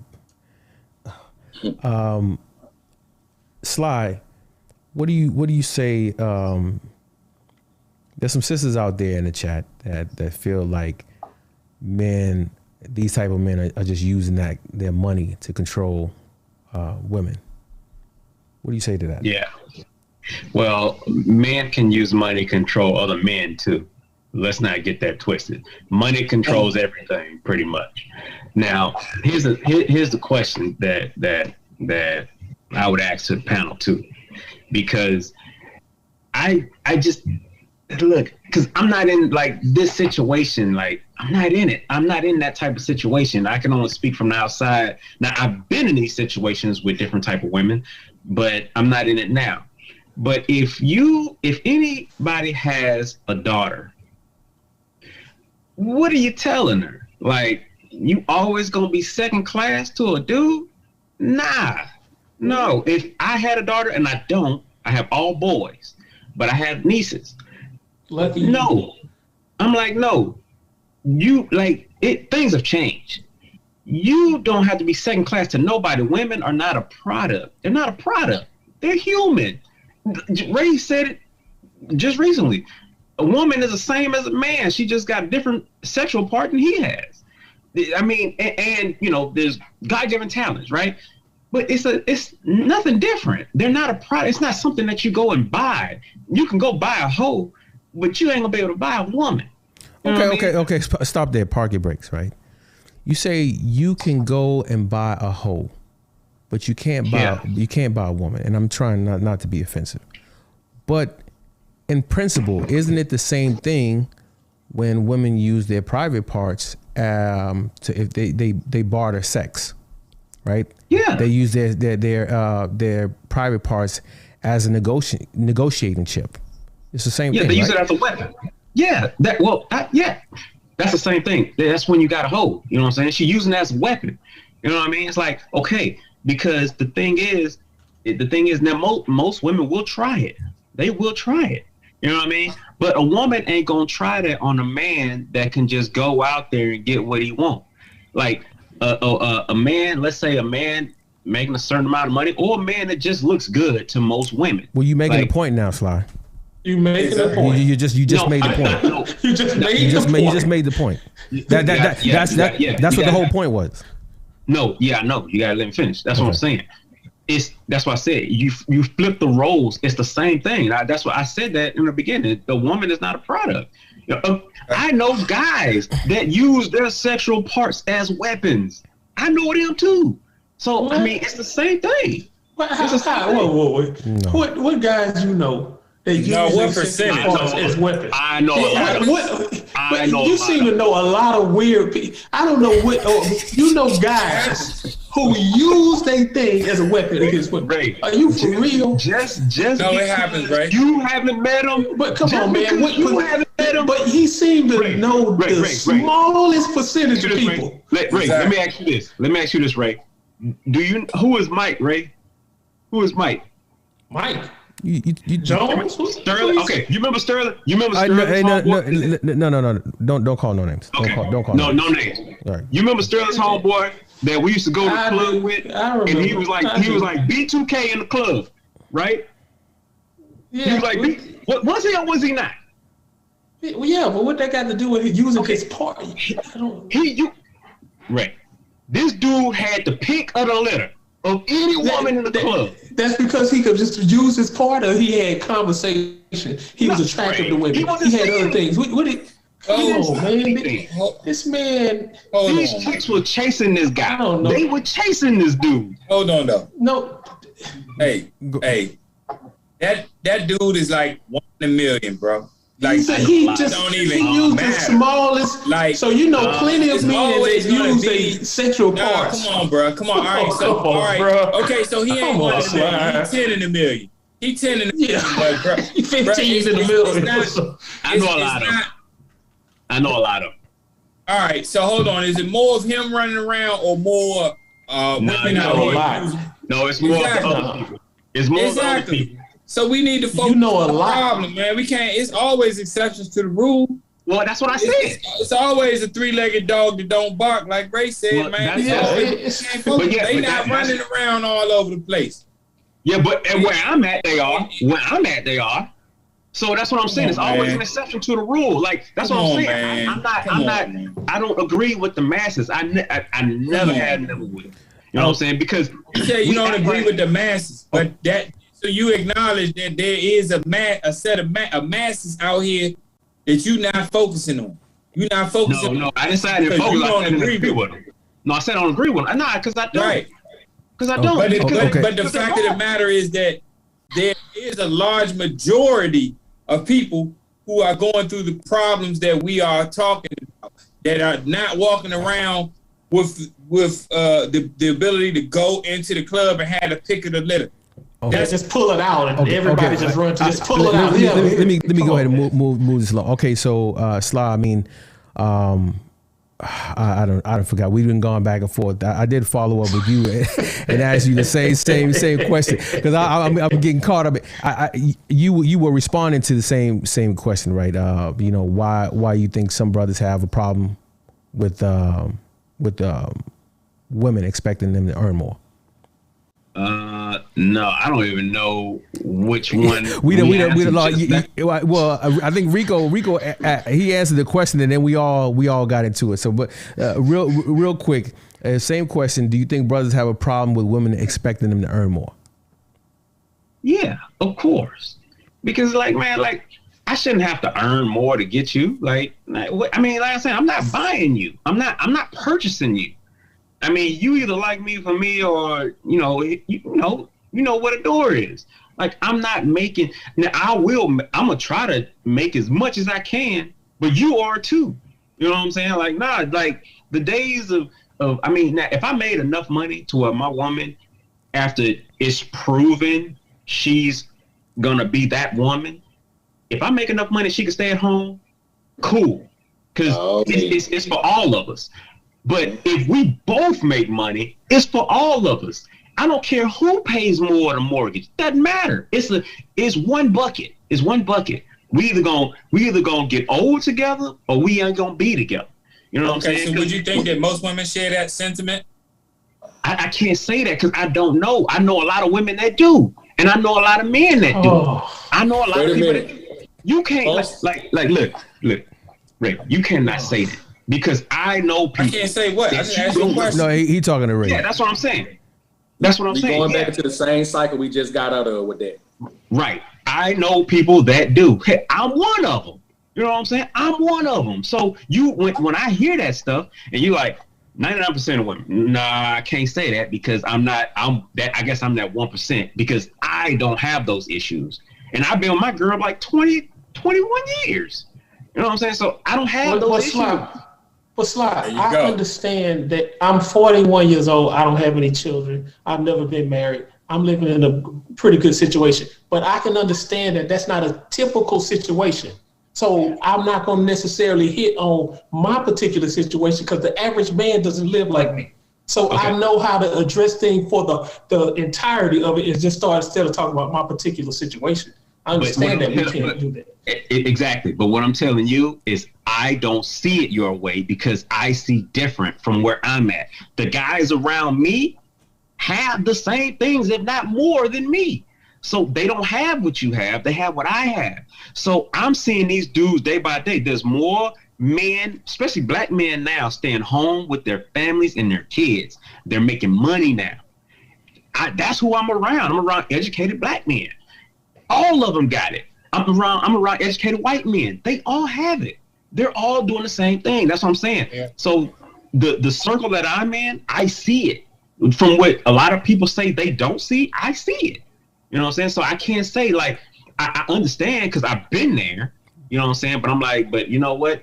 Things change sometimes when you get the right person. When you get an educated woman and an educated man, smart things happen, right? In that if they compatible. Now you can, because if you get you can get a woman to make a lot of money, but she can be an idiot. You know what I mean? Or you can get a man to make a lot of money, he could be an idiot. You know what I'm saying? Well, explain our current situation now, because women are making more money, they're more educated, all those things. But explain the disparity in marriage and family. Explain that, because explain that now when women back then didn't have any of those things, but they stayed married and they had families and they were more united. And the children all stayed together. To explain how we're in a worse situation now with all this intelligence, explain why all our women are desperate to get married and don't nobody want to marry them. See, that's the thing, man. It's like I can speak on both, but from the circles that I'm in, a lot of the women make more money. My woman makes more money than me, and we're doing fine. A lot of these guys I'm around, they women make more money than them, but the men make a lot of money too. I'm in that same position. So it's like, I'm not hurting for nothing. And it's like, like I said, it's one pot, man. We aren't focused on finance. We're educated. We're not focused on. I mean, we going for the finances, but we're not just focused on finances. Like, hey, how much money you make? How much money you make? How much money? Nah, we focus on getting the kids in college. We focus on making them the best they could be. I mean, look at LeVar Ball. You know what I'm saying? He would. Of course, you have to have finances. You have to have it to survive. But look, he got them kids, man. He was focusing on, we got to get these boys. We got to get these boys. That's me. We got to get these boys. We got to get these boys out of here. We got to get these boys up. We got to get these boys up. So that's what I'm focused on.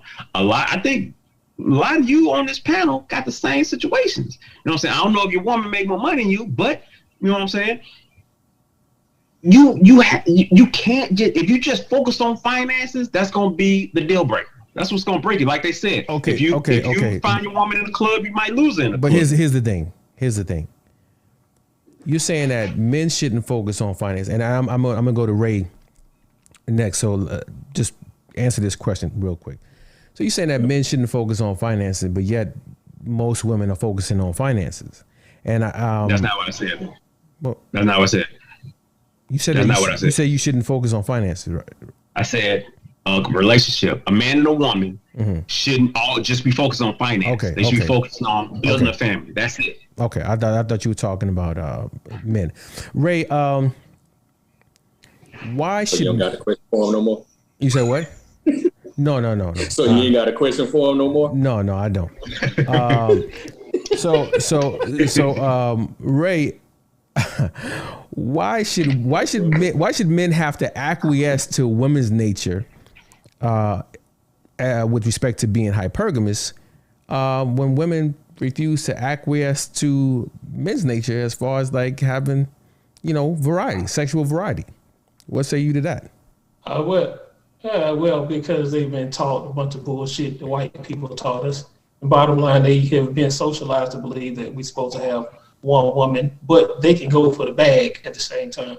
Everything that they do is taught right against our nature. Everything that we do is taught against what we wired as humans to do.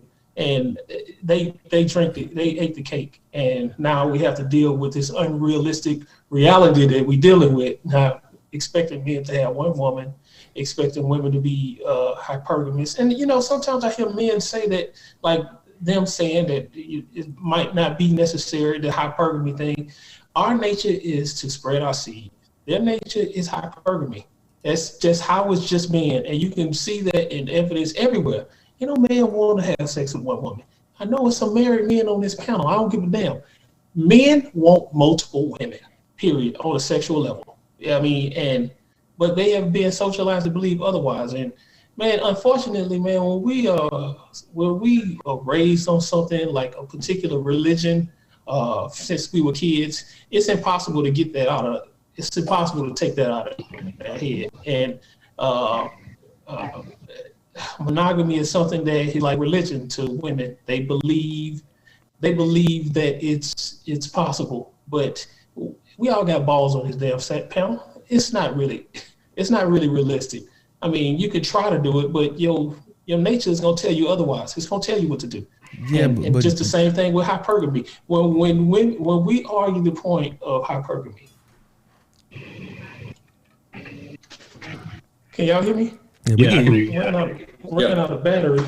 When we expect women to not be hypergamous, it's the same thing as women expecting men to have one woman. That's just how much it's embedded into their nature. Just as being having multiple women is embedded into what nature gave all of animals. It's just natural, and you can witness this in any celebrity that walks in any place. He will have a lot of women chasing behind, and they'll be gorgeous. I don't care who they are. You can witness this anywhere. You can look at history, you can look at science, you can look at animals, and it'll display the same thing. We just don't accept our nature. That's the problem. I disagree with that. So some will say that is about. Okay, I think that Ray. I think that's you. You good? Okay. Some will say what? Some would say that you got feedback. I don't know if you need to move your headset. I don't know what it's not even on. I don't have a battery in it. It's dead. Okay. No. Maybe turn it down some. Yeah. If you have the Zoom and you have YouTube open, you gotta mute the YouTube. That's where the feedback is coming from. Okay. So what I'll do while you figure that out is, well, look at you. You're echoing. Still here? Yeah. We can still hear it. YouTube is completely off. I'm gonna turn the phone off now. Right, you good. Phone completely off now. It's nothing even. The phone off. I don't even have a battery on. I don't know what to do now. I don't hear anything Women anymore. that cut y'all. Oh yeah, I still hear. Maybe turn it down a little bit. Turn what do I turn down? Your volume. Yeah. So yeah. Is I don't know who that is, but okay. So let me go to Sweet Jones. Based on the video, so if women respect, if what women respect is resources, and it keeps her in her femininity, as Kevin suggested, then shouldn't that be the goal for every man? But I kind of know where you're going with it because you kind of already answered the question, but earlier. But go ahead. Should that be the goal? We all want to be respected. Mm-hmm. You know what I'm saying? Whether we make 50,000 or 500,000, we all want to be respected. Our respect should not be primarily based upon the money we provide.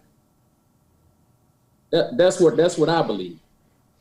Our level of respect should not be based primarily on the amount of money we can provide to the situation. Is there not anything else that goes into these relationships with the opposite sex other than money to get, to have a partner that can respect you and be compatible with? Is that the only thing that's out there? Because I think my man Roy said it. I mean, Slide. If that's it, if that's all it is, like, I don't want no parts of it, because, like he said, I'm not buying you. You know what I'm saying? I don't own you. I'm not trying to own you. I want to be respected. You want respect. That should be the only condition on you demanding respect, is that you willing to be respectful, have some respect for the other person. Not just the money. That's where I stand on that. Mm-hmm. Can y'all hear my feed? Is it feedback still? No. There's no feedback. You good? Okay. Was it? I want to say something, Sweet Jones. What's up? I understand that it should not be like that. That sounds, the things that you're saying is, it should not be. The fact of the matter is, women respect it. It doesn't matter what it should be. Women say men should only want one woman. The fact is, it's not true. So it doesn't matter what we think it should be. The actual facts is money, power, respect. Those are the things that women are turned on by. Those are the things. Those are the men that women go get. And if she has an opportunity to get a man like that, she's going to get him. So I understand it should not. It's a lot of things in nature that just ain't fair. It shouldn't be like that. But what are you gonna do? This is what is true. Women like these things. They chase men like this relentlessly. The most beautiful women in the world chase men like this all the time. And it's never gonna stop. It's been happening for thousands of years. When has it stopped? It's never stopped. That's just. So what you gonna do? We gonna say that it should be. It's not gonna change it. Right. Okay. They respect it. Okay. AK. Did you ask me a question that you made? If I'm not mistaken, you couched your question like this. If Kevin Samuel said this. If you want woman, then have this, right? Right. You said women respect resources. And then your question to me was what? What do I think, right? Right. Should. Right. The question, you put should in the question, right? Right. That's the reason. That's the answer to your question, right? The reason why I gave a should answer It's because I was asked a should question. Okay. That's clearly a question. Just to hop on Sweet Jones, I mean, real quick for Ray, hypergamy is taught. As far as being a man, one woman, that's hereditary. There's a difference. So no, hypergamy no, is hypergamy is hypergamy not. is It's taught. No. Hypergamy is taught. No. You know, you tell me every woman in the world is looking for a rich dude. No, okay. What the way women are wired, and I hate that. Look, women are wired for security, right? A woman wants to be physically secured, and she wants to be financially secured. I mean, throughout human history, that's why it was about protection and provide. Women want a man to provide and protect, right? So when you hear a lot of these women talk about they want a man that's 6 feet tall, it's because the man that's 6 feet tall represents physical security. When you hear women talk about they want a man who makes six figures, it's because the man who makes six figures represents financial security. Women want a man to make them feel secure, and that's part of what hypergamy is. So, yes, you can say hypergamy is taught, but it's pretty innate. Even if there were no money, and we were in the villages of Africa, I'm pretty sure most of those women want the man with 20 cows versus the man with 3 cows, right? It's just the way it is. That's innate, because you know the man with 20 cows can provide a better life for you than the man with 3 cows. So, Sweet Jones, I want to come back to you. I want to talk about hypogamy, and this is dating down, aka struggle love, right? And so, I spoke with our sister Hanifa, and I told her what we were going to talk about as far as finance, and she mentioned that you should talk about struggle love. It's the thing that everybody's talking about right now. And she talked about the struggle love, and I'll wait. I have something to tell her about that, but I'll wait till she comes on when the sisters come on. But I want you, based on your knowledge of what, can you tell us what struggle love is, as far as you know, and after you do that, tell me, why is it such a bad thing for men and women to struggle and come up together? Well, hey, again, might not get the best answer for this one, because I don't even think about the subject like that to really have a really good answer for you guys. But this is what I'm gonna say. In some cases, man, there's beauty in struggle. In some cases, in certain relationships, man, if you could struggle together and see somebody at their worst, and then when you both make it, you know what I'm saying? I think that results in a more respectful, because we were just talking about that, more of a greater appreciation for one another, and a belief that loyalty is going to be reciprocated. Right. You know what I'm saying? Right. That to me, that's kind of where the whole beauty and the struggle thing comes from. I mean, that's to me, I think that's the result of the struggle love or whatnot. One result. But on the other end, nobody want to struggle. You know what I'm saying? We don't want to have to go about. We don't want to have to always go about things the hard way or the struggle way to get to a better place. You know what I'm saying? And to use a sports analogy, because this has been one of those things that's been out there a lot lately. When people get on KD, you know what I'm saying? People disrespect KD because he joined, Golden State. And then you got some that say, why should I struggle with Russell Westbrook all these years or whatever, or whoever for that matter, where I can go take my talents over here and accomplish what I'm looking to accomplish. You know what I'm saying? So everybody don't want to struggle in order to get to the other side of the mountaintop, so to speak. So, but the struggle love thing, man, that's it could be good, but I don't think that's the path most people would want to take. Right. I think. Well, I'll leave it there. Sly, there are a lot of women out there that's saying that broke men are trying to shame them into dating down. These sisters are saying that they're not trying to deal with a guy hanging out the passenger side of his best friend ride trying to holler at them. They don't want no scrubs. So what do you say to those women who say they will not be bullied or shamed into dating down? So it in the beginning, like if you're younger and you're going up the ladder and you haven't been through some stuff, that's stupid, right? Because you ain't got nothing either, right?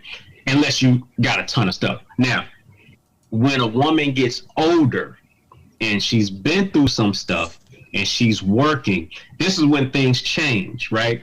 Let's say if you have a 42-year-old woman, which that's not old, but let's say you just have a 42-year-old woman. Let's just say something bad happened. Husband passed away. She's a widow now. Husband made maybe $100,000 a year. She makes $200,000 a year. Is it wrong for her to now say, if you don't have a job, I'm not messing with you? I don't think so. Nah, because I do the same thing. I know a guy now that has been recently divorced, and he said for me to date you, I gotta see your tax returns. I understand that because the chick that left took half. So it's like, yeah, because he don't want to go through that no more.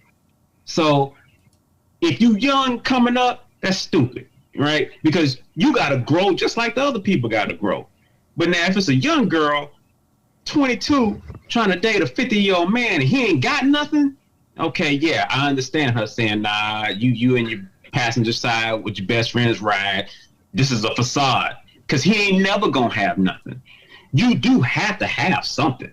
I mean, somebody's got to make some. Love ain't going to pay the bills, right? So, and the same go for a man. Everything I say about a woman, reverse that and put a man in that too. Because a man, if let's say he get a divorce, he's in his 40s, his 30s, late 30s, 40s, 50s, whatever, and he goes down to get a chick that ain't got no job, or she fresh out of high school or something stupid, like it makes no sense. It makes no sense.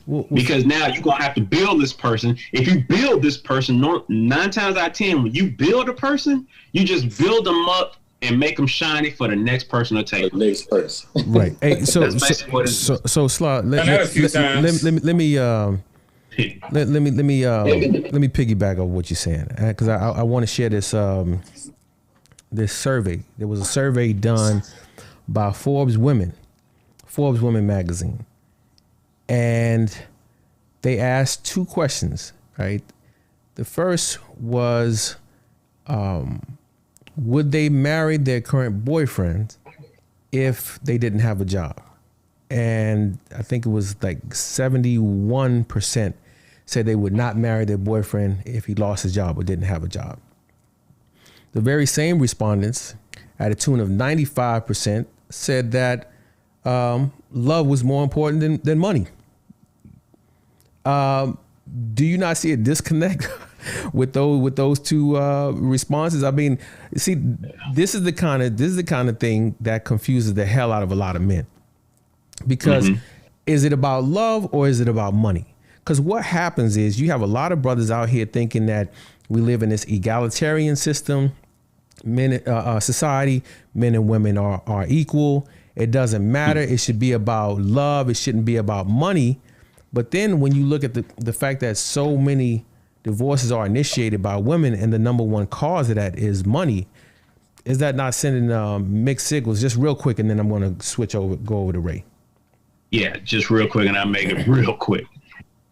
Asking a woman a question, I mean, these surveys you can't really take serious, because it's just like the analogy.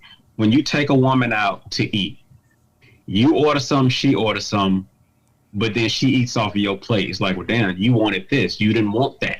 You know what I'm saying? You said you wanted this, but you want that. So, you know what I'm saying? It's like they'll say what they want, but then they'll do something totally different. Okay. So now women liars. What's that? Now you calling women liars. Y'all heard that in the chat. They be lying. No, they be. I heard that in the chat. All right. Yeah, no, they be lying. Hey, I ain't the only bad boy on the panel. Yeah. Hey, so I heard that in the chat. So Ray, given the high sex ratio between black men and black women, I think there's like 2 million more black women than black men. Should women abandon hypergamy and just look for the best available man? Why do you need this man with 6 figures? What's wrong with, 6 figures? Or, what's wrong with 5 figures? What's wrong? Why does he need 100,000? Why can't 40,000 be good enough? 50,000? What say you? I don't think I really can't say that that's fair to tell women to abandon something that I believe comes automatic to them. If it was that easy for them to let that go, they would have let it go a long time ago. That's something that comes automatic to women, man. I've been saying this over and over. Women are naturally hypergamous, and they're always going to search for the man with the bigger, better deal, especially on the security and the financial level. So I'm not going to say that they should ever abandon hypergamy, because it's not I'm all about being realistic when I have comments, when I make statements. I'm more of a nature person. What does nature make us do? And nature makes them be hypergamous, and you can't unteach nature. I just don't believe you can. We will unteach a lot of stuff. So I maybe it would be more realistic for them to date a guy who makes less money, because it will be easier for them to get a mate. This is true.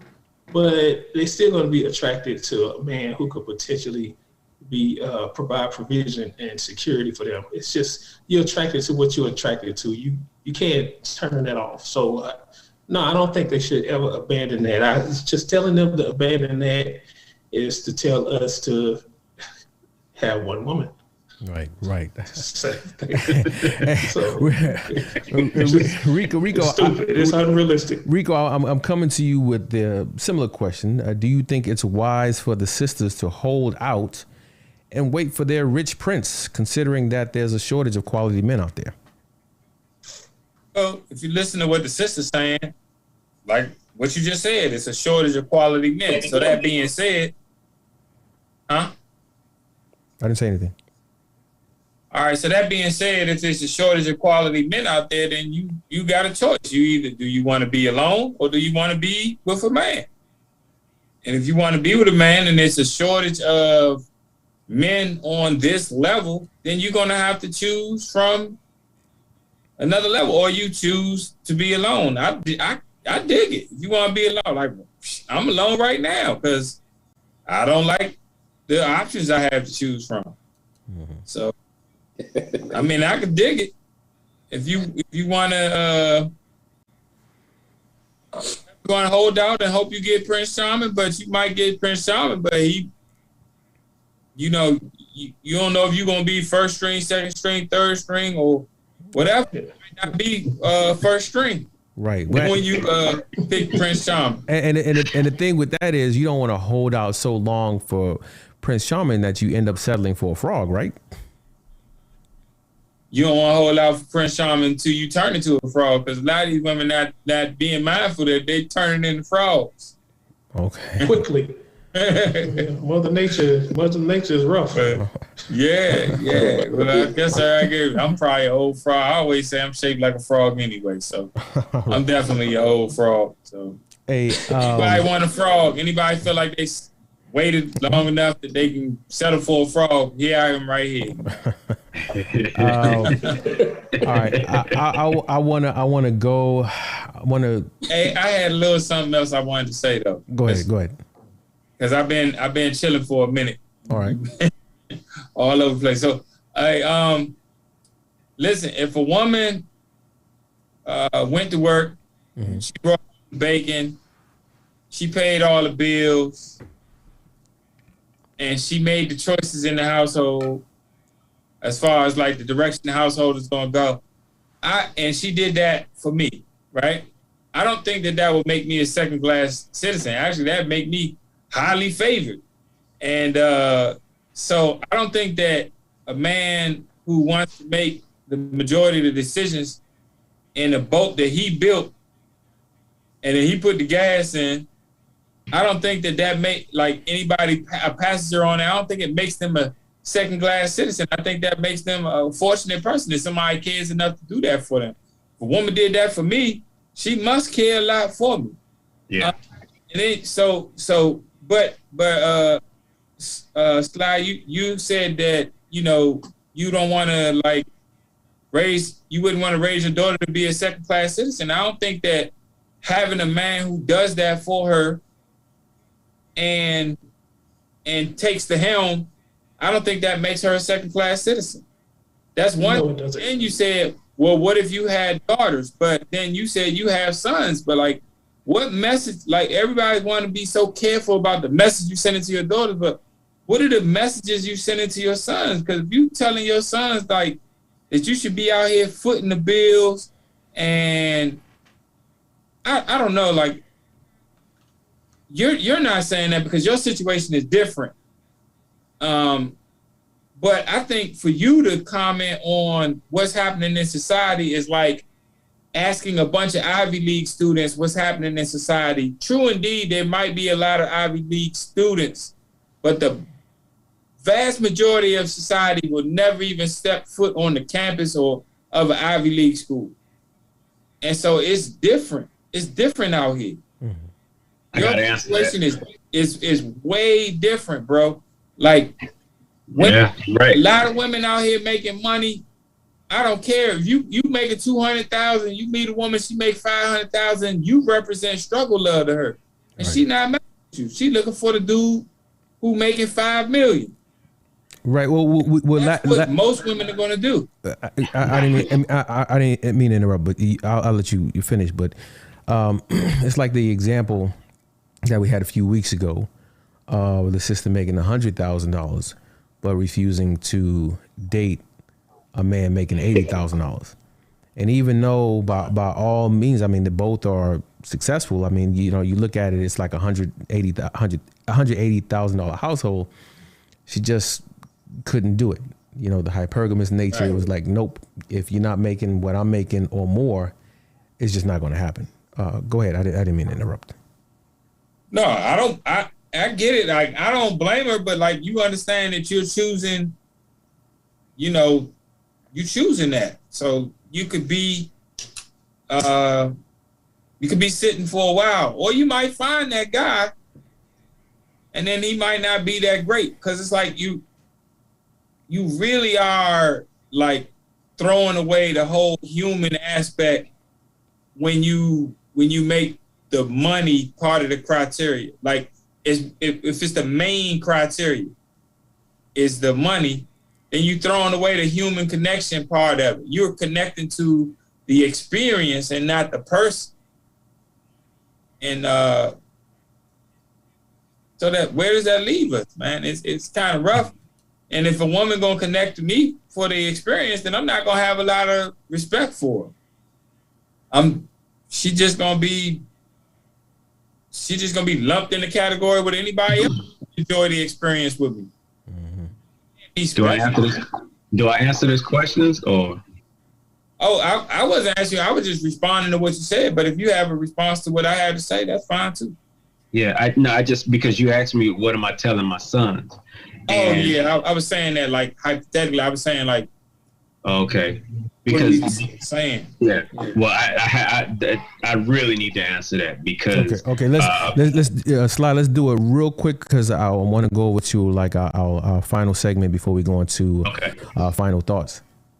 Okay, bet that. So in theory, what I teach my sons is how to be stand-up men, and nobody is second class. You know what I'm saying? Women play a part, men play a part. You know, nobody's better than the other one. Men lead, and women have their jobs as well. You lead the boat, you know what I mean? Or you lead the ship. You're the captain, right? But at no point, if a woman, if let's say if she wants to, let's just say she get out of line, right? And I'm not, it's bad wording, but let's just say she want to do what she want to do. Okay, then you got to cut that one off, go to the next. Like you asked me. He's saying the same thing me and Ray saying then. Well, not He's really. just saying this. He's trying to choose the words. He don't want to say it messed up. No, let me finish. So you asked me, you said I'm like Ivy League speaking to the masses. That ain't true. I've been through all these stupid relationships. Ray's been sitting right there through a lot of them. They got out of line. I let them go. I had to. I kept going until I found the one that was educated enough, that was able to stay with me and work with me and get that struggle love. And AK knows as well. We had the struggle love. Now we cruising, right? And if I had a daughter, second class, I'm telling my daughter, just like I tell my nieces, you bow down to nobody. I don't care who it is. No man would tell my daughter to be obedient. Nobody. And I don't care. You look at that word, and I don't think the wording part is the problem. I'm not saying be obedient. The action, the word, none of that shit flies. None. That's what I'm saying. Okay. Let me ask you a question. Are men being obedient to their role as a protector and provider when they do those things? Like it seems like everybody have problems with certain words like obedience and submit. Submit only when it comes to women, but men submit roles all the time and don't have a problem with it. I don't have a problem if my woman says, "Hey, you're supposed to be the protector." Then I gotta go out here and die for you in front of bullets. Yeah. I don't have a problem with that. I understand that, but cool. I'm not gonna do that for some woman who's stressing me out worse than the person that's outside shooting. Right. But I think y'all too, bro. I think Rico and Ray. I think y'all, y'all trying to, what I'm saying, be too literal and play on we not spinning it. Y'all trying to spin. Let me finish, bro. Let me finish. When you talking about the way somebody hear the word obedient, right? Mm-hmm. And when it come to women or whatever. All right, we all men right here. We know how we take it when the women have a problem with obedience. I think when we was on the show, we all thought when we saw that picture, when women hear the word obedient, they see that, a lot of them see that image that AK put on the screen. I think we was all in agreement with that we believe they all see that. Now, y'all don't have daughters. I know y'all have. I'm just gonna go with the daughters thing. Man, my son gotta be obedient. But wait a minute. Let him make his point. Let him make his point. It ain't different. No, hold on. Let him make his point. About the question. Somebody asked Ray when Sly was talking about if he had a daughter, I wouldn't teach you to bow down to no man. I seen some eyes rolling and some head swing. You see what I'm saying? And it's because, and that's what I'm talking about. Y'all know good and well that when certain men, some men say obedient, they do mean what that picture meant. Yes. But there's also men that when they think about respect, they ain't thinking about obedience. Yeah. So every man ain't looking at the next woman saying, hold on, Rico. It takes you to be on your knees serving me to be quote unquote obedient. Okay, so y'all know that. Sweet Jones, Ray and I were we were on Haniva's show yesterday, and what I said to her, because the thing is, a lot of sisters have a problem with that word submit, and they even broke down, the etymology. They think that the conversation is beneath them, and so what I told them was, it's because hey, look, between men and women, when we say things, women just hear it differently, right? It's like we're not even speaking the same language, right? Okay. Submission does not mean subservience. We're not asking you to be subservient.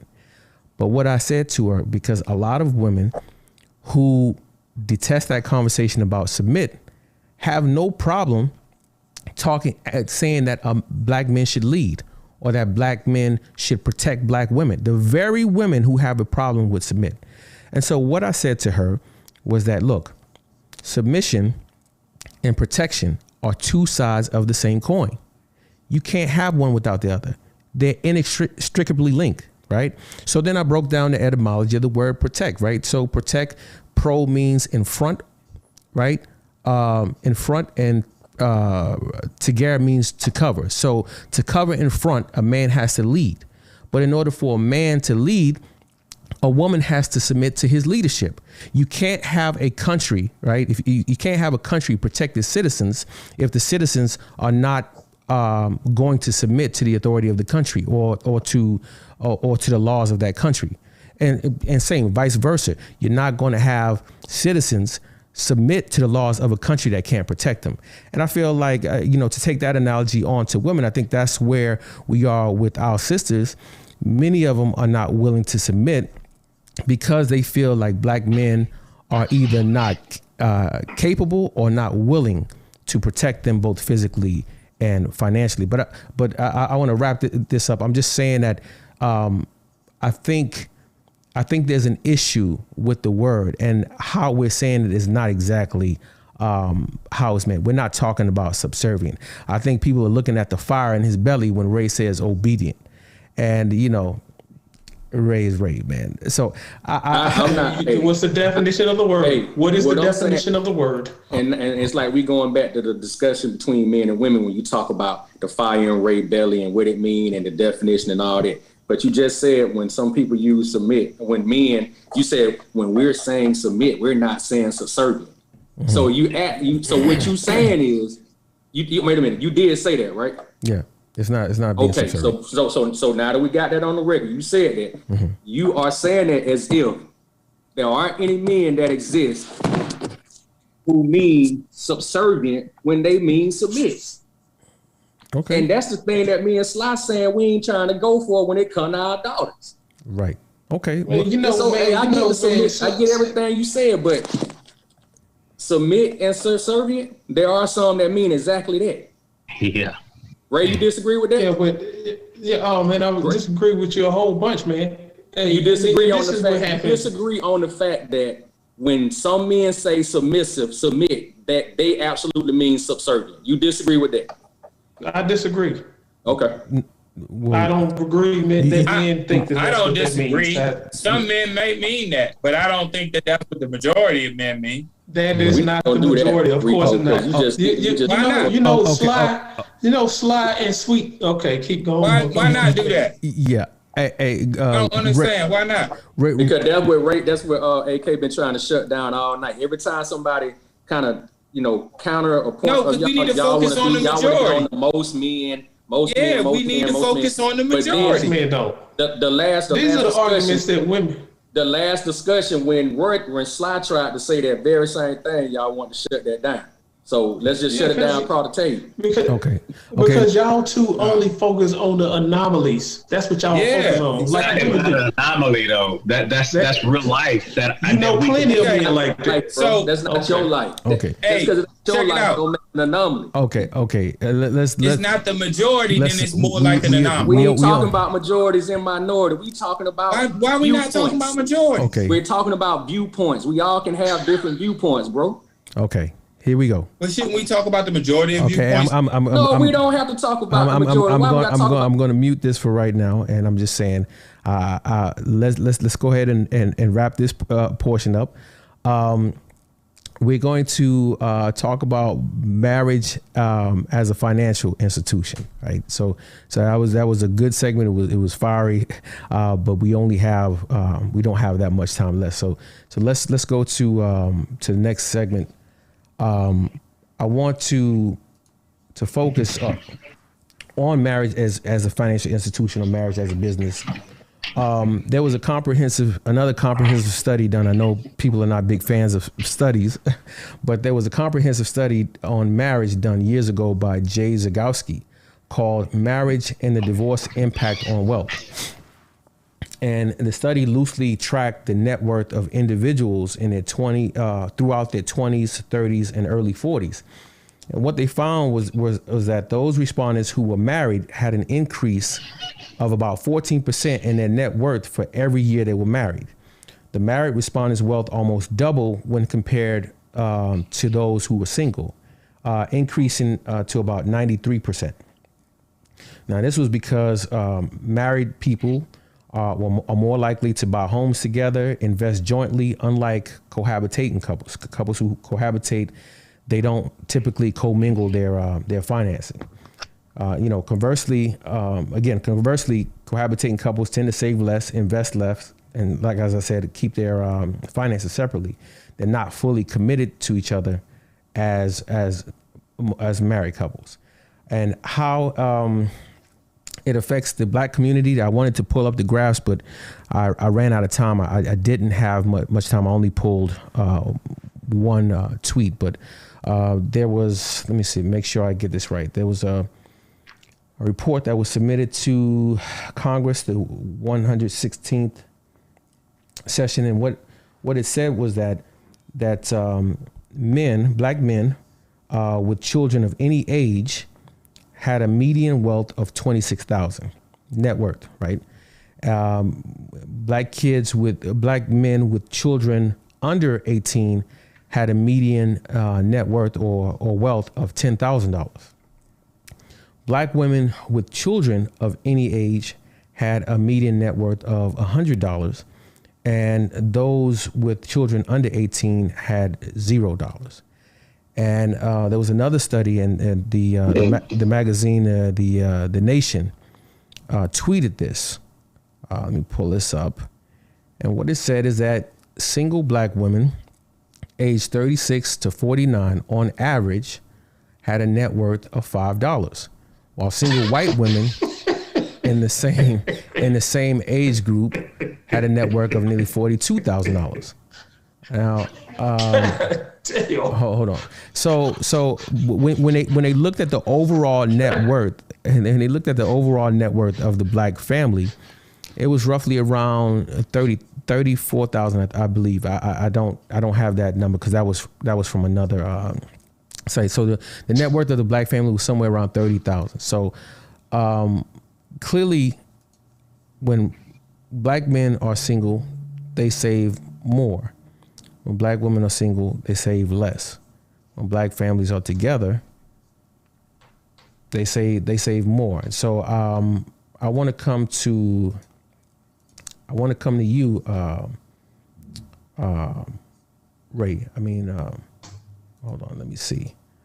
Well, I'm going to ask this of the panel generally. Like, who do you think being married benefits more financially? Sly, I'll start with you.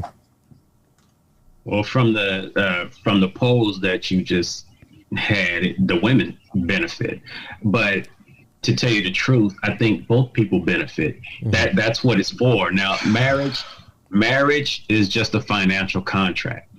And when you say marriage, I'm not thinking of the financial contract. I'm thinking about two people coming together to make one goal, right? When you have a woman and a man and a kids with a family, now your goal is not self. Your goal, both of your goals, is to get more and get these kids up to where they can take care of themselves, right? And then you can grow old together. Because if anyone has ever been hurt, like anybody on this panel has ever been hurt, you had kids, you would understand the power of a woman. You need that.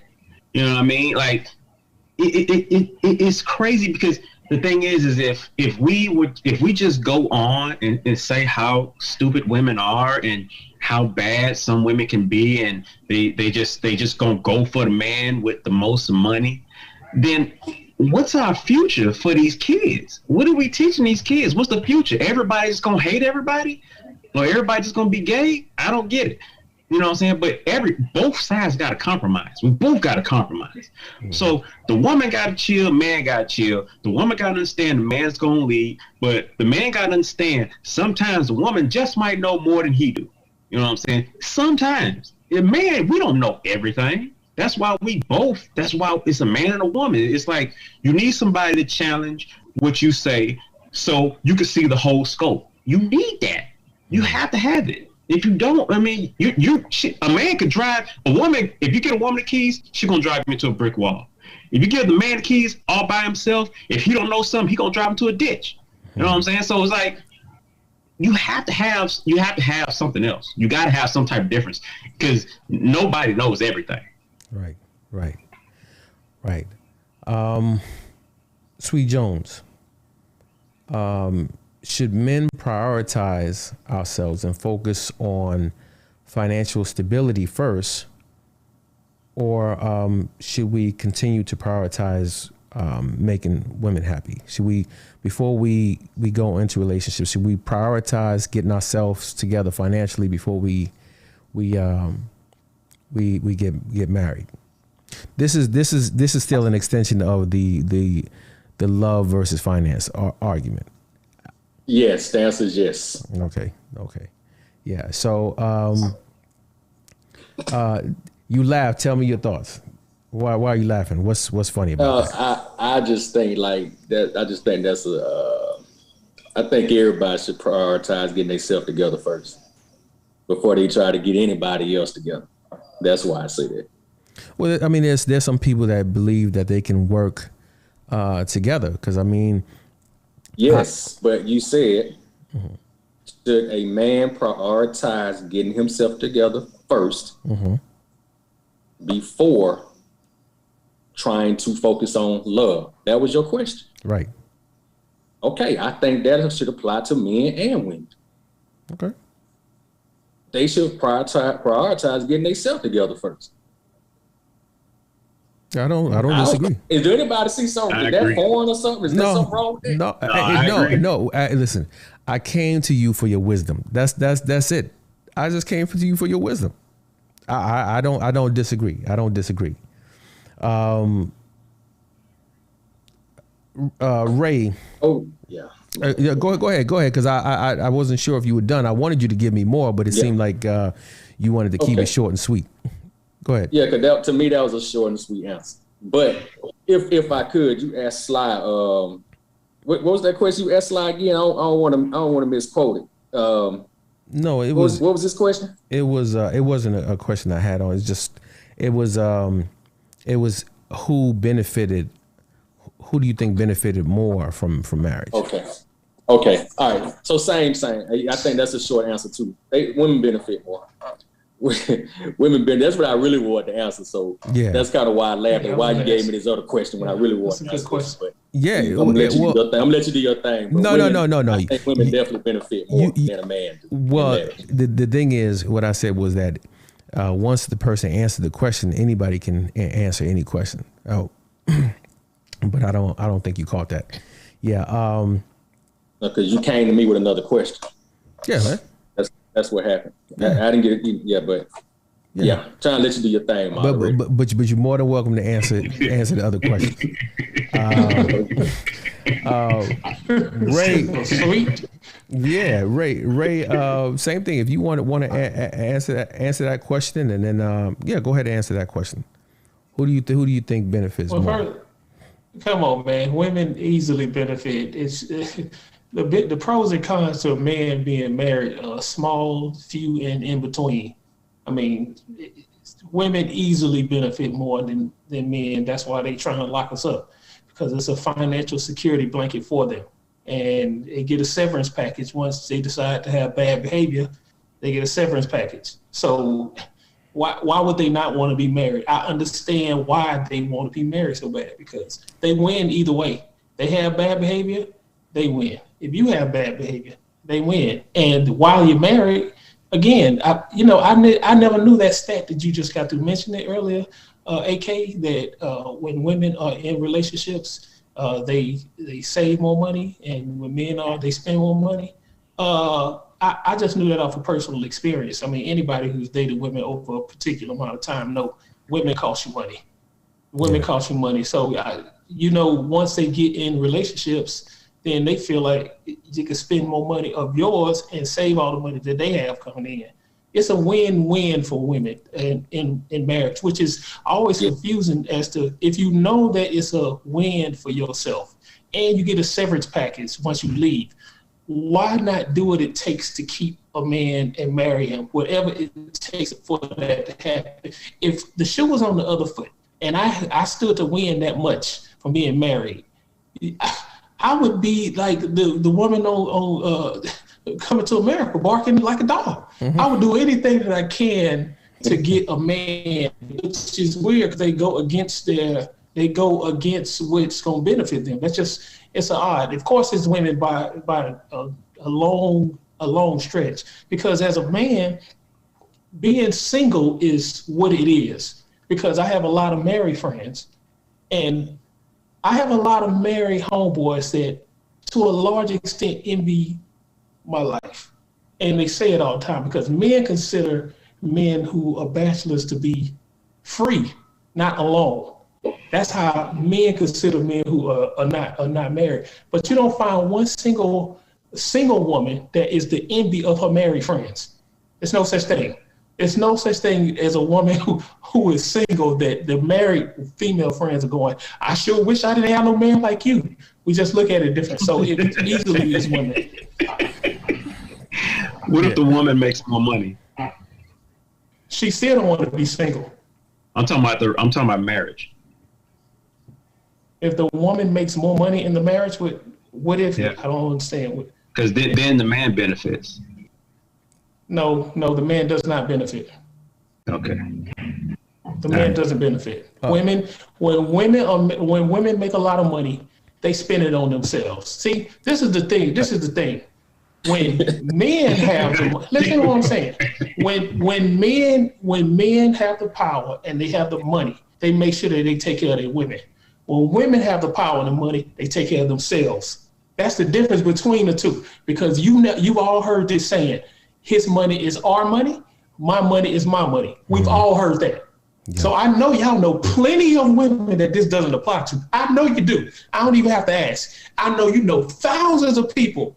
But generally speaking, that's just not the case. Women look at their money as extra. This is mine. And they look at the money that you earn as our money. That's just a fact, man. Ray, what's the next question? No, I'm gonna come to you real quick. Come back to you before I go over to Rico. But it's funny because what you say is true as far as like them spending a lot of money, and some of these women who are single, man, they take a lot of trips. They do a lot of the YOLO. Sweet Jones and I, we were at an event maybe a couple of months ago, where there was this young lady, and she was dressed nice, and she almost tripped and bust her head. And instead of focusing on trying to catch herself, she was busy trying to catch this purse that she spent over $2,000 for. And that's all she kept talking about is I paid over $2,000 for this purse. And let this bag hit the ground. And you know what that hand shit they be doing? Right. I can't let that damn bag hit that $2,000 bag hit the ground. Those still ass girl. And that's the thing is like they spend a lot of money getting their hair done. You know, $500-$600, man. $2,000 on purses, $500 on shoes. A lot of these trips. And then they wonder why like guys are afraid to commit to them. It's like, look, you are not, yeah. And so that's the question I wanted to ask you before, and then answer this real quick, and I'm going to go over to Rico. But is the modern woman of today a financial asset or a financial liability? Listen, man, this is the thing though. When I'm scouting a woman. So you're looking at Facebook and you see her going out, or you texting her, she's saying, I'm eating out. It's lunchtime, I'm at work, I'm gonna eat out. Me and the kids, we eating out. I'm going on a vacation. I went on a vacation some months ago. In my mind, I'm calculating how much money that I'll have to spend if I was in a relationship with her. Because unlike Sweet Jones and Sly's situation, women are usually gonna want you to foot the bill on a lot of this shit. That's just what it is. They're going to want you to foot the bill on this shit. So when you look at women that have bad spending habits, I'm thinking in my mind, all of those bad spending habits that she has, I cook in the house. If I'm at the house 7 days, if I'm off and I'm at home 7 days, I'm going to cook 7 to 10 times out of that. I'm going to cook for myself. But that's just not how the average modern woman is. They will eat out every single day. And if they'll cook 1 or twice a week, and they consider that a lot. So in my mind, I'm calculating how much money I'll have to spend when I hear. Women don't understand just how important that is, because when you see them on Facebook or Instagram and they going out, or they got their bags, or you see them posting them stupid pictures of them when they at a restaurant and they posting pictures of the dish that they got. They don't post a picture of the person on the other end that bought the dude that bought it. That damn boomerang. They just they just taking pictures of what I'm doing in my mind is I'm calculating how much money I'll have to spend. She gonna be a financial burden to this level because women don't like to cook like they used to. So guess what? You're gonna have to spend money on a regular basis. So yes, women are absolutely a financial burden on men, because if you are truly about your money, you calculating all the dollars that she spends when you go out, when you talk on the phone to her. She's saying, I'm going out with my girls. I don't work 40 whole hours this week, so I deserve to go out. You know, women, they spend absurdly. So of course they are a financial burden on men to a large extent, and to an even bigger extent, it makes men just kind of, I don't got time to spend that type of money, and I'm just comfortable in my spot. I wouldn't suggest that men get into relationships with women like that unless you know she's gonna cook all the time, she's not going out all the time, she's not doing all that shit, because you gonna have to spend the bill. Sly and Sweet Jones, they got a sweet situation, but most of us, that's just right not about that. You're definitely right about that. That's the thing. That's the thing. It doesn't matter. But that's the thing. But that's the it don't thing. matter how much they spend, right? No, well, let me tell you something. She ain't doing that with me. That's the difference. She ain't gonna do that with me. So it ain't no question of whether or not she ain't doing that shit with me. It just ain't gonna happen. No, but I what I'm saying is, okay, y'all's situation is always unique. Real quick, let me. So I'm sorry, say it again. I don't know. Y'all's situation is always unique. All right, most men don't have that perfect situation. All right, you got to go to Rico. Let me bring in Rico. Let me be Rico. So I want to ask you, Rico. I mean, should a man marry or commit to a woman who refuses? I mean, you've heard about these women spending, a lot of money, YOLO, taking trips. Some of them are now saying that they can't even get with a man. They won't even refuse to get with a man if he doesn't like to travel.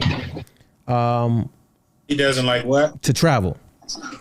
So yeah, that's definitely what they say. That's the new thing. So should you commit to a woman who refuses to take financial instructions from you, or follow his lead financially? If she's the breadwinner and she paying the bulk of the bills, then she ain't got to follow my lead. But if I'm paying the bills, she gonna have to follow, or she gonna have to kick rocks. Mm-hmm. I mean, no, you don't submit to. If you bringing in the bulk of the money, and you're paying the bulk of the bills, but she want to do whatever she want to do, she want to wild out, then that's fine. Wild all the way out. You know what I mean? That's an easy no. Don't commit to somebody who's not going to follow your lead as pertains to your money, your assets. Mm-hmm. It's not compatible. It doesn't make sense at all. But I see a lot of women saying that men shouldn't feel that way, and I don't get that. Like, you want me to pay all the bills and you want to do what you want to do. That's not going to happen with me. That's not going to happen. But I don't have a problem with taking care of my woman, but she got to be a little more willing to follow my lead. That doesn't make her less than me. Right. Doesn't. Right. I'm coming back to you. And I want you to answer the initial question. Who do you think benefits more from committed relationships from marriage? Typically, women, but there are some situations, I guess.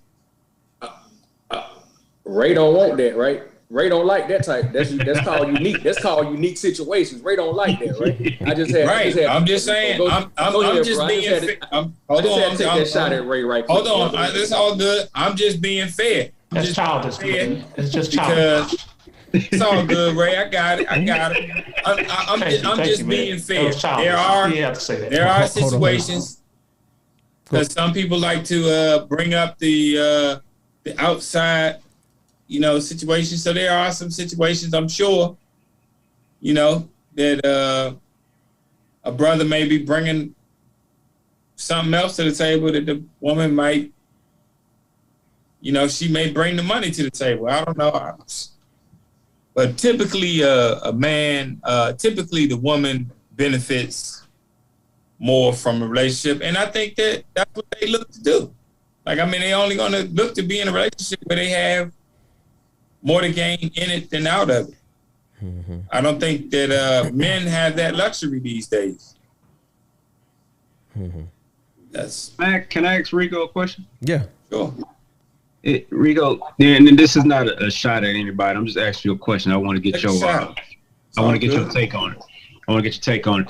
So if a woman, like most people say, if a woman benefits more from marriage, isn't that what we are saying? We want them to submit, so they have to benefit from it, right? Wait. Do they have to submit? Well, no, they don't. Be a question like, do they have to? They have to. No. From it. And you said we want them to submit. So, wait. So if you want, that's what I'm saying. So the question I'm asking you is, you want the woman to submit. You have to hold something that she has to be in line. Okay, I'll get behind it. It's his goals. We following him. Ain't that what we saying? If indeed is what we're saying, then are we saying that the woman should submit in that situation? Because what I'm doing is not letting you just get a yes or no out of me without you answering this, because it sounds like throughout the show you're saying it's not okay for a woman to submit to a man because she would be subservient. So that's not what I'm saying. Anyways, if indeed a man, so if indeed a man brings all these things to the table, should the woman have to submit? I'm saying what the question I asked you is, if the woman benefits from marriage, like we all said, if the woman, like we agree that she should, so benefit from it. Okay, so then for them to submit, ain't that what we want? Right? Is that not what we want? Is that not what we asking for? That's a great deal. So you're saying, but should they submit then? In that situation, should they submit? Yeah, that's what I'm saying. Yes, that's what I'm saying. Oh, you are saying they should submit? Yeah, they have to follow. You can't have two leaders, right? Well, then that's what you don't like that word submit. You don't like that word. No, I said obedient. Obedient. Obedient is what we're talking about. You said submit. And the question that you asked me, you said submit. Yeah, I said submit, not obedient. I did say submit, but I didn't say obedient. I said if the question I asked you, if a woman is to, like we all said, when a woman gets married, she benefits the most. Right? And she should. As she should. Okay, you said as she should. Now, if she benefits from it, that means she has to follow something, right?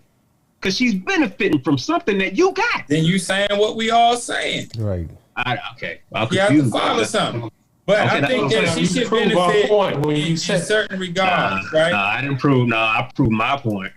No, you didn't. I don't understand what your point then is. Sometimes you accidentally prove our point by saying what you're saying. I don't even know what your point is if you're not proving. You're saying exactly. No, Ray, I'm not agreeing with. I agree with some stuff you said, Ray, but not all of it, because you bunch women as a whole, and then you say me and Sweet Jones got we live on Mars and this stuff don't happen. But I'm like, dang, I see it every day. Man, you see, it doesn't happen. You see a lot of stuff every day. A man can use his sexual parts for a benefit, and you see that every single day. Damn, you see a lot of amazing things. I saw a dog once that did bark, but I ain't say I seen them every day. I seen them one time. They still waiting for you to show that picture of that dog in the chat, right? They waiting for you to show the picture of that dog in the chat. Hey, but you know, he got ladies in the chat. Miss Sly got the link on all the dudes with the BDE, because the ladies in the chat know what that is, with the big energy, the big D energy. Since you got the ones that agree with them. All right. It must be the ones that agree with them. Let's I don't know what's going on. The LDE, that's the little D energy. We're gonna close out. We're gonna close out this segment, and we're going to go to final thoughts. So we're gonna start with Sweet Jones, then over to Sly, then Ray, then Rico. Sweet Jones, final thoughts. So, in closing, man, and I enjoyed you brothers as usual. We don't agree with everything, but I will say this: everything that's different doesn't make it absolutely unique just because it's not your experience, and vice versa. You know what I'm saying?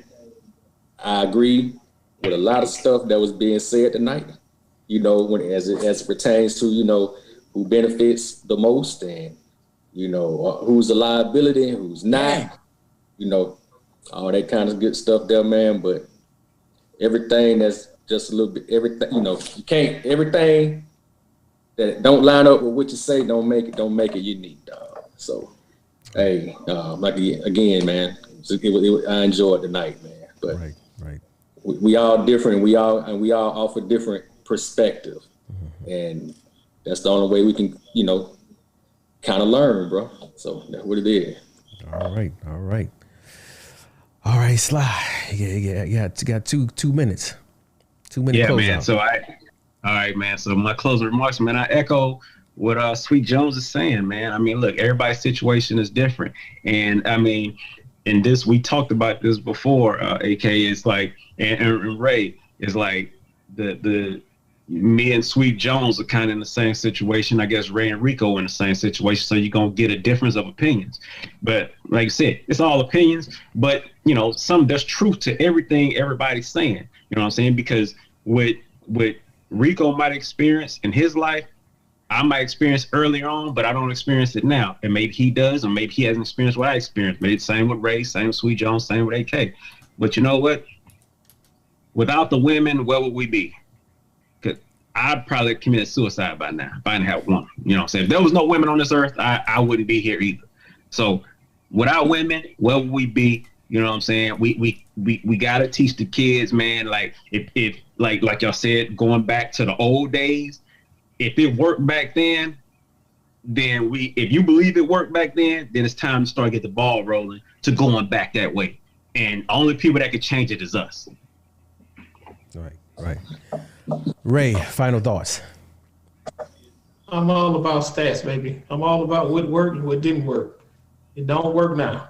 With this current state of Black America in relationship pertaining to Black men and Black women being together, it's not working. That's why these conversations are happening more and more often, because it's obviously not working. What did work for thousands of years is no longer happening. And now we have what we have. And this panel and the differences in beliefs is showing our opinions now are different from the opinions way back then, but their relationships then are way better than our relationships now.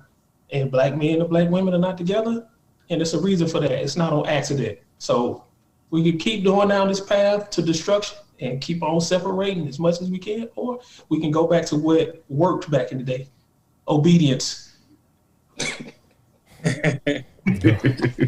you and obedience. Rico, close it. Your final thoughts. Hey, love y'all, man. Look, Hey, shout out to the chat, K Hunley, Mr. MCM, Hanifa. Appreciate all of y'all folks. Indeed. Great comments. I know none of y'all wasn't feeling what I had to say, but I'm telling you, it's coming from love. I really want to bring us back together. Not looking to control anybody or anything like that. Just saying a little less friction would be nice, especially if you really want me to toe the line. You know, that make it sweet for me. If you want me to toe the line, make it sweet for me. That's all I'm saying.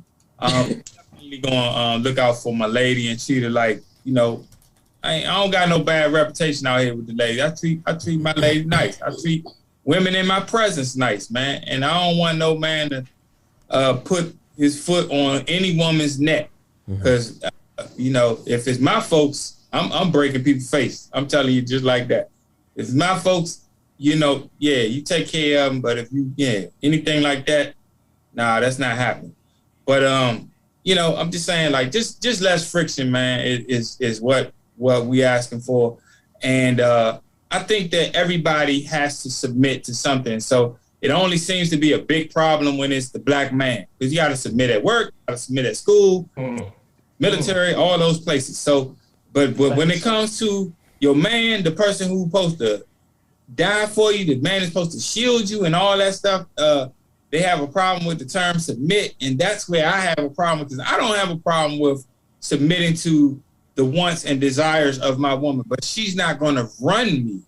So I don't have a problem with the word submit when it comes from me. It comes to me doing what I have to do. So I don't see why we keep having this argument and we keep hanging up on words like submit or even subservient. Like it's in regards, everybody's gonna be subservient in time of relationship. So I don't see what the big deal is.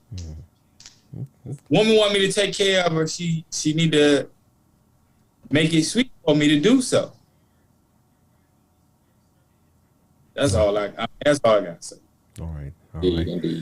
I will say that this has been a good panel. This has been a good discussion. I thought that everybody brought the fire. Rico, you brought the fire. Ray, as always, you know, you brought the fire.